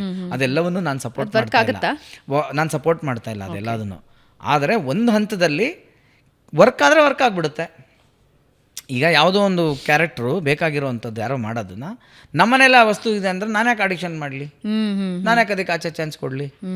ನಂಗೆ ಸೇಫ್ ಅಲ್ವಾ, ಅದು ಬಿಟ್ಟೋಗಲ್ಲ. 100 ಎಪಿಸೋಡಲ್ಲ 500 ಎಪಿಸೋಡ್ ಆದರೂ ಬಿಟ್ಟೋಗಲ್ಲ ಅಂತ ನನಗನ್ಸುತ್ತೆ. ಈಗ ನಾನು ಹಾಕ್ಕೊತೀನಿ. ಅದನ್ನ ನೆಪೋಟಿಸಮ್ ಅನ್ನೋಕ್ಕಲ್ಲ. ಆದರೆ ಒಬ್ಬರು ಡಿಸರ್ವಿಂಗ್ ಇರೋರನ್ನ ಕಿತ್ಕೊಂಡು ಅನ್ಡಿಸರ್ವ್ನ ತಂದಾಗ ಎಲ್ಲೋ ಒಂದು ಕಡೆ ಅದು ಬರುತ್ತೆ. ಬಟ್ ಅದು ಜಾಸ್ತಿ ದಿನ ಸ್ಟ್ಯಾಂಡು ಆಗಲ್ವಲ್ಲ ಮೇಡಮ್. ಹೆಂಗೆ ಅಂತ ನಾವು ಇದು ಮಾಡೋಕ್ಕಾಗುತ್ತೆ. ಯಾಕಂದರೆ ಕುದುರೆಗೆ ನೀರು ಕುಡಿಬೋದು, ಕರ್ಕೊಂಡೋಗ್ಬೋದು. ಕುಡಿಯೋದು ಕುದುರೆನೇ ಅಲ್ವ ಎಂಡ್ ಆಫ್ ದಿ ಡೇ. ಯಾರಿಗೆ ಟ್ಯಾಲೆಂಟ್ ಇರುತ್ತೆ ಅವ್ರು ಉಳಿತಾರೆ. ಟ್ಯಾಲೆಂಟ್ ಲಕ್ ಎರಡು ವರ್ಕೌಟ್ ಆಗಲೇಬೇಕು. ಲೈಫಲ್ಲಿ ಎಲ್ರಿಗೂ ಒಂದು ಅಲ್ಟಿಮಮ್ ಆಸೆ ಅಥವಾ ಕನಸು ಅಂತಿರುತ್ತೆ. ಆನಂದ್ ಅವರಿಗೇನಿದೆ? ಯಾಕಂದರೆ ನೀವು ಫೇಮ್ ನೋಡಿದ್ದೀರಾ, ದುಡ್ಡು ನೋಡಿದ್ದೀರಾ, ಪ್ರೊಡಕ್ಷನ್ ನೋಡ್ತಿದ್ದೀರಾ. ಆದರೆ ಇದನ್ನು ಹೊರತುಪಡಿಸಿ ಏನು ಆಸೆ ಇದೆ? ಆರ್ಟ್ ಆಫ್ ಲಿವಿಂಗ್, ಅದನ್ನು ಕಲಿಬೇಕು ಅಂತ. ನಿಜವಾಗ್ಲೂ ತಮಾಷೆಗೆ ಹೇಳ್ತಾ ಇಲ್ಲ. ಕಲ್ತಿಲ್ವಾ ಇನ್ನು? ಕಲ್ತಿರ್ ನಾನು ಇಲ್ಲಿ ಇರ್ತಾನೆ ಇರಲಿಲ್ಲ. ಅದು ಗೊತ್ತಿರೋನ್ಗೆ ಯಾಕೆ ಇಲ್ಲಿ ಇರ್ತಾನೆ? ರೂಟ್ ಗೊತ್ತಿದ್ಮೇಲೆ ಯಾವನ ಚಕ್ರವೃದ್ಧಲ್ಲಿ ಇರೋಕೆ ಇಷ್ಟಪಡ್ತಾನ? ಶಿವಮೊಗ್ಗ ಟಾಟಾ ಬಾಬಾಯ್. ಅಲ್ಲ, ನನಗೆ ಏನು ಅನ್ನಿಸ್ತಿದೆ ಅಂದರೆ ಇನ್ನೊಂದು ಸ್ವಲ್ಪ ದಿನ ಹೋದರೆ ನೀವು ಇದೆಲ್ಲ ಬಿಟ್ಬಿಡ್ತೀರಾ ಅಂತ. ನಾನು ಅದನ್ನೇ ಹೇಳ್ತಾ ಇರೋದು. ಇದು ನಾನು ಇವಾಗ ಇಷ್ಟು ಹೇಳಿದ್ದು ಪಾಠ ವೇಸ್ಟ್ ಆಗೋಯ್ತು ಇವಾಗ. ಅಲ್ಲ, ಹಂಗಲ್ಲ, ಅದು ಅದನ್ನೇ ಹೇಳ್ತಾ ಇರೋದು. ಓಕೆ, ಇನ್ನೊಂದು ಥರ ಹೇಳೋಣ. ಓಕೆ, ಈಗ ಹಂಗಾರೆ ಆರ್ಟ್ ಆಫ್ ಲಿವಿಂಗ್ ಈಗ ಕಲ್ತಿರೋರೆಲ್ಲ ಯಾಕೆ ಬಂದಿದ್ದಾರೆ ಮತ್ತೆ ಇಲ್ಲಿ ನಮ್ಮ ಜೊತೆ ಹಾಕಿದ್ದಾರೆ ಅವರು? ಓಕೆ, ಹೇಳ್ಕೊಡಕ್ಕೆ ಬಂದಿದ್ದಾರೆ ತಾನೆ, ಹೋಗೋಕ್ಕಾಗಲ್ಲ. ಬಟ್ ನಿಮ್ಗೆ ದಾರಿ ಗೊತ್ತಷ್ಟೇ. ಈಸಬೇಕು, ಇದ್ದು ಜಯಿಸಬೇಕು. ಹೌದು. ಈಗ ಸಿಂಪಲ್ ಮೇಡಮ್, ಈಗ ನಾವು ಸ್ಟುಡಿಯೋದೊಳಗೆ ಇಲ್ಲಿದ್ದೀವಿ, ಅಲ್ಲಿದೆ ಬಾಗಿಲು ತಾನೆ ಆಚೆ ಹೋಗೋಕೆ. ಸಪೋಸ್ ನಿಮ್ಗೆ ಅದು ಗೊತ್ತಿಲ್ಲ ಅಂತ ಅಂದ್ಕೊಳ್ಳಿ, ಇಲ್ಲೇ ರೌಂಡ್ ಹೊಡಿತಾ ಇರ್ತೀರಲ್ಲ, ಯಾವತ್ತೊಂದಿನ ಬೋರ್ ಆಗಬೇಕಲ್ಲ ಇಲ್ಲಿ ನಿಮಗೆ. ಸೊ ಆ ದಾರಿ ಗೊತ್ತಿರೋನ್ಗೆ ಅವ್ನು ಹಂಗಿಂದ ಹೋಗ್ತಾನೆ ಅಂದ ತಕ್ಷಣ ಅವ್ನು ಹೋಗ್ಬಿಟ್ನಾ ನೆಕ್ಸ್ಟ್ ಆಫೀಸ್ ಮತ್ತೆ ಬರಲ್ಲ, ಅವನು ಒಳಗೆ ಬರ್ತಾನೆ ಅವನು. ಬಟ್ ಇದು ಓಕೆ, ಇನ್ನೊಂದು ಜ್ಞಾಪಕ ಬಂದ್ಬಿಡ್ತು ನೋಡಿ, ಭಗವಂತ ಅದಕ್ಕೆ ಟಕ್ಕಂತ ಏನೋ ಒಂದು ಜ್ಞಾಪಕ ಕೊಡ್ತಾನೆ. ರೀಸೆಂಟ್ಲಿ ಪ್ಯಾಲೇಸ್ ಗ್ರೌಂಡಲ್ಲಿ ಒಂದು ದೊಡ್ಡ ಇದು ನಡೀತು, ದಕ್ಷಿಣ ಮೂರ್ತಿ ಒಂದು ಮಂತ್ರ ಜಪಾನ 1,00,000 ಜನ ಕೂತ್ಕೊಂಡು ಮಾಡಬೇಕು ಅಂತ. ಶೃಂಗೇರಿ ಜಗದ್ಗುರುಗಳು ಬಂದಿದ್ದರು, ಚಿಕ್ಕಗುರುಗಳು ಬಂದಿದ್ದರು. ಅವರು ಒಂದು ಮಾತು ಹೇಳಿದ್ರು, ತುಂಬ ಇಂಪ್ಯಾಕ್ಟ್ ಆಯಿತು ನನಗೆ. ಇದು ಹೇಳ್ತೀನಿ, ನಿಮಗೂ ಇಂಪ್ಯಾಕ್ಟ್ ಆಗುತ್ತಾ ನೋಡಿ, ಕೂತ್ಕೊಂಡು ನಿಧಾನಕ್ಕೆ ಒಂದು ಸ್ವಲ್ಪ ಆಲೋಚನೆ ಮಾಡಿ. ಯಾವುದೆಲ್ಲವೂ ತಿಳಿದ ಮೇಲೆ ನಿನಗೆ ತಿಳಿಯೋಕ್ಕೆ ಇನ್ನೇನೂ ಉಳಿದಿರಲ್ವೋ ಅದನ್ನು ನೀನು ತಿಳಿ ಅಂತ. ಯಾವುದೆಲ್ಲವೂ ತಿಳಿದ ಮೇಲೆ, ಅಥವಾ ಯಾವುದನ್ನು ತಿಳ್ಕೊಂಡ್ರೆ ನಿನಗಿನ್ನು ತಿಳ್ಕೊಳಕ್ಕೆ ಇನ್ನೇನೂ ಇಲ್ವೋ ಅದನ್ನು ತಿಳ್ಕೊಳಕ್ಕಣೆ ನಿನ್ನ ಟೈಮ್ನ ಕೊಡು ಅಂತ. ಇಷ್ಟೇ ಅಧ್ಯಾತ್ಮ. ಇದನ್ನು ನೀವು ದೇವ್ರು ಅಂತೀರಾ, ದಿಂಡ್ರು ಅಂತೀರಾ, ಸಾವು ಅಂತೀರಾ, ನೋವು ಅಂತೀರಾ, ಚಿರಂಜೀವಿ ಅಂತೀರಾ, ಸಮಾಧಿ ಅಂತ ನೀವು ಏನಾರು ಕರ್ಕೊಳ್ಳಿ. ಈಗ ನನಗೆ ಹುಳ ಬರುತ್ತಿದ್ದು ತಲೆಯಲ್ಲಿ. ಅಂದರೆ ಏನೋ ಒಂದು ಅದನ್ನು ಕಲ್ತ್ಬಿಟ್ರೆ ಇನ್ನು ನಿನಗೆ ಕಲಿಯೋಕೆ ಇನ್ನೇನೂ ಇಲ್ಲ. ಎಕ್ಸಾಂಪಲ್, ಒಂದು ಸ್ಟೆಪ್ ನಮ್ಮ ಕ್ಷೇತ್ರದಲ್ಲಿ ಲೋವರ್ ಲೆವೆಲಾಗಿ ಬರೋಣ. ಆ್ಯಕ್ಟಿಂಗಲ್ಲಿ ದಾದಾ ಸಾಹೇಬ್ ಫಾಲ್ಕೆ ತೊಗೊಂಡ್ಬಿಟ್ರೆ ಅವ್ನಿಗೆ ಇನ್ನೇನಿಲ್ಲ ತೊಗೊಳಕ್ಕೆ ಇಂಡಿಯಾಲಿ. ಆಸ್ಕರ್ ತೊಗೊಂಡ್ಮೇಲಂತೂ ಈ ಪ್ರಪಂಚದಲ್ಲೇ ಅವ್ನಿಗೆ ಇನ್ನೇನಿಲ್ಲಪ್ಪ ತೊಗೊಳಕ್ಕೆ. Is done, an actor is done. Okay, as a personality ಅವ್ನು ಭಾರತ ರತ್ನ ಬಂದಾಯ್ತು, ಮುಗಿದಾಯ್ತು. ಇನ್ನೇನಿದೆ ಅದ್ರ ಮೇಲೆ ತೊಗೊಳಕ್ಕೆ? ಹೈಯೆಸ್ಟ್ ಸಿವಿಲಿಯನ್ ಆರ್ಡರ್ ಮುಗಿದಾಯ್ತು. ಹಾಗೆ ಈ ಜೀವಕ್ಕೊಂದೇನೋ ಒಂದು ಇರಬೇಕಲ್ಲ ಹೈಯೆಸ್ಟ್ ಆರ್ಡರು, ಅದೇ ಆರ್ಟ್ ಆಫ್ ಲಿವಿಂಗ್. ಯಾವಾಗ ಅದ್ರ ಬಗ್ಗೆ ಒಬ್ಬನ ವಿಷಯ ಗೊತ್ತಾಗುತ್ತಲ್ಲ ಮೇಡಮ್ ನಿಮಗೆ, ಇದ್ರ ಬಗ್ಗೆ ಹೆಂಗೆ ಇಂಟ್ರೆಸ್ಟ್ ಬರೋಕ್ಕೆ ಸಾಧ್ಯ? ಓಕೆ, ನೀವು ಹೆಂಗೆ ಇದನ್ನ ಇಟ್ಕೊಂಡು ನನಗೆ ಏನೋಡು ಕೊಡಲ್ಲ ಅಂದರೆ ಚಾಕ್ಲೇಟ್ ನಿಂಗೆ ಕೊಡಲ್ಲ, ನನ್ಗೆ ಹೆಂಗೆ ನೀವು ಅದನ್ನ ನಂಗೆ ಹಂಗೆ ಅನ್ಸೋಕ್ಕೆ ಸಾಧ್ಯ? ನಂಗೆ ಅನ್ನಿಸ್ತಾನೆ ಇಲ್ಲ, ಅದು ಸಮಸ್ಯೆ. ಅದಕ್ಕೆ ಮೇಲೆ ಇದೊಂದಿದೆ ಅಂತ ನಾನು ಮಾಡ್ತಿದ್ದೀನೋ ಆಗುತ್ತೋ ಅದೆಲ್ಲ ಪ್ರಶ್ನೆ ಬೇರೆ. ಬಟ್ ಇವಾಗ ಈ ಮಗುಗೆ ಇದು ಇನ್ನೋಸೆನ್ಸ್ ಹೊಟ್ಟೋಯ್ತಲ್ಲ, ಇವಾಗ ಈ ಇಂಟೆಲಿಜೆನ್ಸ್ ಪ್ರವೇಶ ಆಗ್ಬಿಟ್ಟಿದೆಯಲ್ಲ, ಈಗೇನು ಮಾಡೋಣ? ಆ ದಾರಿಯಲ್ಲೇ ಹೋಗಲೇಬೇಕಾಗುತ್ತೆ. ಅದಕ್ಕೆ ಹೇಳೋದು, ultimate unless you are the power and powerful, ಯಾವಾಗಲೂ ಇದ್ದಿದ್ದೇ ಹಿಡಿತದಲ್ಲಿ ಇರಲೇಬೇಕಾಗುತ್ತೆ. ಏನು ಮಾಡೋಕ್ಕಾಗಲ್ಲ. Lovely. Thank you so much Anand ಅವರೇ. ಅಂದರೆ ನಿಮ್ಮ ಪಾಡ್ಕಾಸ್ಟ್ ಮೂಲಕ ನಾನು ನಿಮ್ಮ ಮಾತುಗಳನ್ನು ಕೇಳಿಸ್ಕೊಳ್ತಾ ಇದ್ದೆ, ನಿಮ್ಮೊಂದಷ್ಟು ಇಂಟರ್ವ್ಯೂಸಲ್ಲಿ ನಿಮ್ಮ ಮಾತು ಕೇಳಿಸ್ಕೊಳ್ತಾ ಇದ್ದೆ. ಬಟ್ ಜೀವನದ ಬಗ್ಗೆ ಒಂದು ಹೆಂಗೆ ಕ್ಲಾರಿಟಿ ಇಟ್ಕೊಂಡಿದ್ದೀರಾ ಅನ್ನೋದು ಇವಾಗ ಲೈವ್ ದರ್ಶನ ಆಯಿತು ನನಗೆ. ಏನಿಲ್ಲಪ್ಪ, ಏನು ಕ್ಲಾರಿಟಿ ಅದೇ ಹೇಳ್ತೇನೆ. ನಾನು ಮನುಷ್ಯನೇ. ಈಗ ನನಗೂ ಅಳುವು ಇದೆ, ನಗು ಇದೆ, ಓಕೆನಾ. ಈಗ ಅದನ್ನೇ ಹೇಳ್ತಾರೆ, 2 ವಿಷಯ ಇದೆ. ಅದು ವಿಷಯ ನಿಮಗೆ ಗೊತ್ತಾಗಕ್ಕೂ ಅದು ಆಗಿಸ್ಕೊಳ್ಳೋಕ್ಕೂ ಇರುವ ಅಂತರ. ವಿಷಯ ಇದೆ ಅಂತ ನಿಮಗೆ ಗೊತ್ತಾಗೋಕ್ಕೂ ಅದನ್ನು ಆಗಿಸ್ಕೊಳ್ಳೋಕ್ಕೂ ಇರೋ ಅಂತರದಲ್ಲಿ ಇರತಕ್ಕಂಥದ್ದು ನಾನು ಇವಾಗ. ಕೆಲವರು ವಿಷಯವೇ ಗೊತ್ತಿರಲ್ಲ, ಅದು ಬೇರೆ ಪ್ರಶ್ನೆ. ಕೆಲವರು ಆಗಿಸ್ಕೊಂಬಿಟ್ಟಿದ್ದಾರೆ, ಅವ್ರು ಬೇರೆ ಪ್ರಶ್ನೆ. ಇದು ಮಧ್ಯದ ಒಂದು ಅವಸ್ಥೆ. ಇದು it is like this. There is something to achieve, we know very well. ಪ್ರಯತ್ನ ಪ್ರಯತ್ನ ಪ್ರಯತ್ನ ಪ್ರಯತ್ನ ಪ್ರಯತ್ನ. ಲವ್ಲಿ. ಆರ್ಟ್ ಆಫ್ ಲೀವಿಂಗ್ ಆದಷ್ಟು ಬೇಗ ನೀವು ಕಲಿಯೋ ಹಾಗಾಗಲಿ. ನಿಮ್ಮ ಮುಂದಿನ ಎಲ್ಲ ಪ್ರಾಜೆಕ್ಟ್ಸಿಗೂ ನಮ್ಮ ಕಡೆಯಿಂದ ಆಲ್ ದಿ ವೆರಿ ಬೆಸ್ಟ್. ನಿಮ್ಮ ಮಕ್ಕಳ ಫ್ಯೂಚರ್ಗೆ ನನ್ನ ಕಡೆಯಿಂದ all the very best. Thank you so much. So ವೀಕ್ಷಕರೇ, ಇದು ಇವತ್ತಿನ ಬೆಂಗಳೂರು ಬಜ್. ಮುಂದಿನ ವಾರ ಮತ್ತೊಬ್ಬ ಗಣ್ಯ ಅತಿಥಿಯ ಜೊತೆ ಭೇಟಿಯಾಗ್ತೀನಿ. ನಮಸ್ಕಾರ.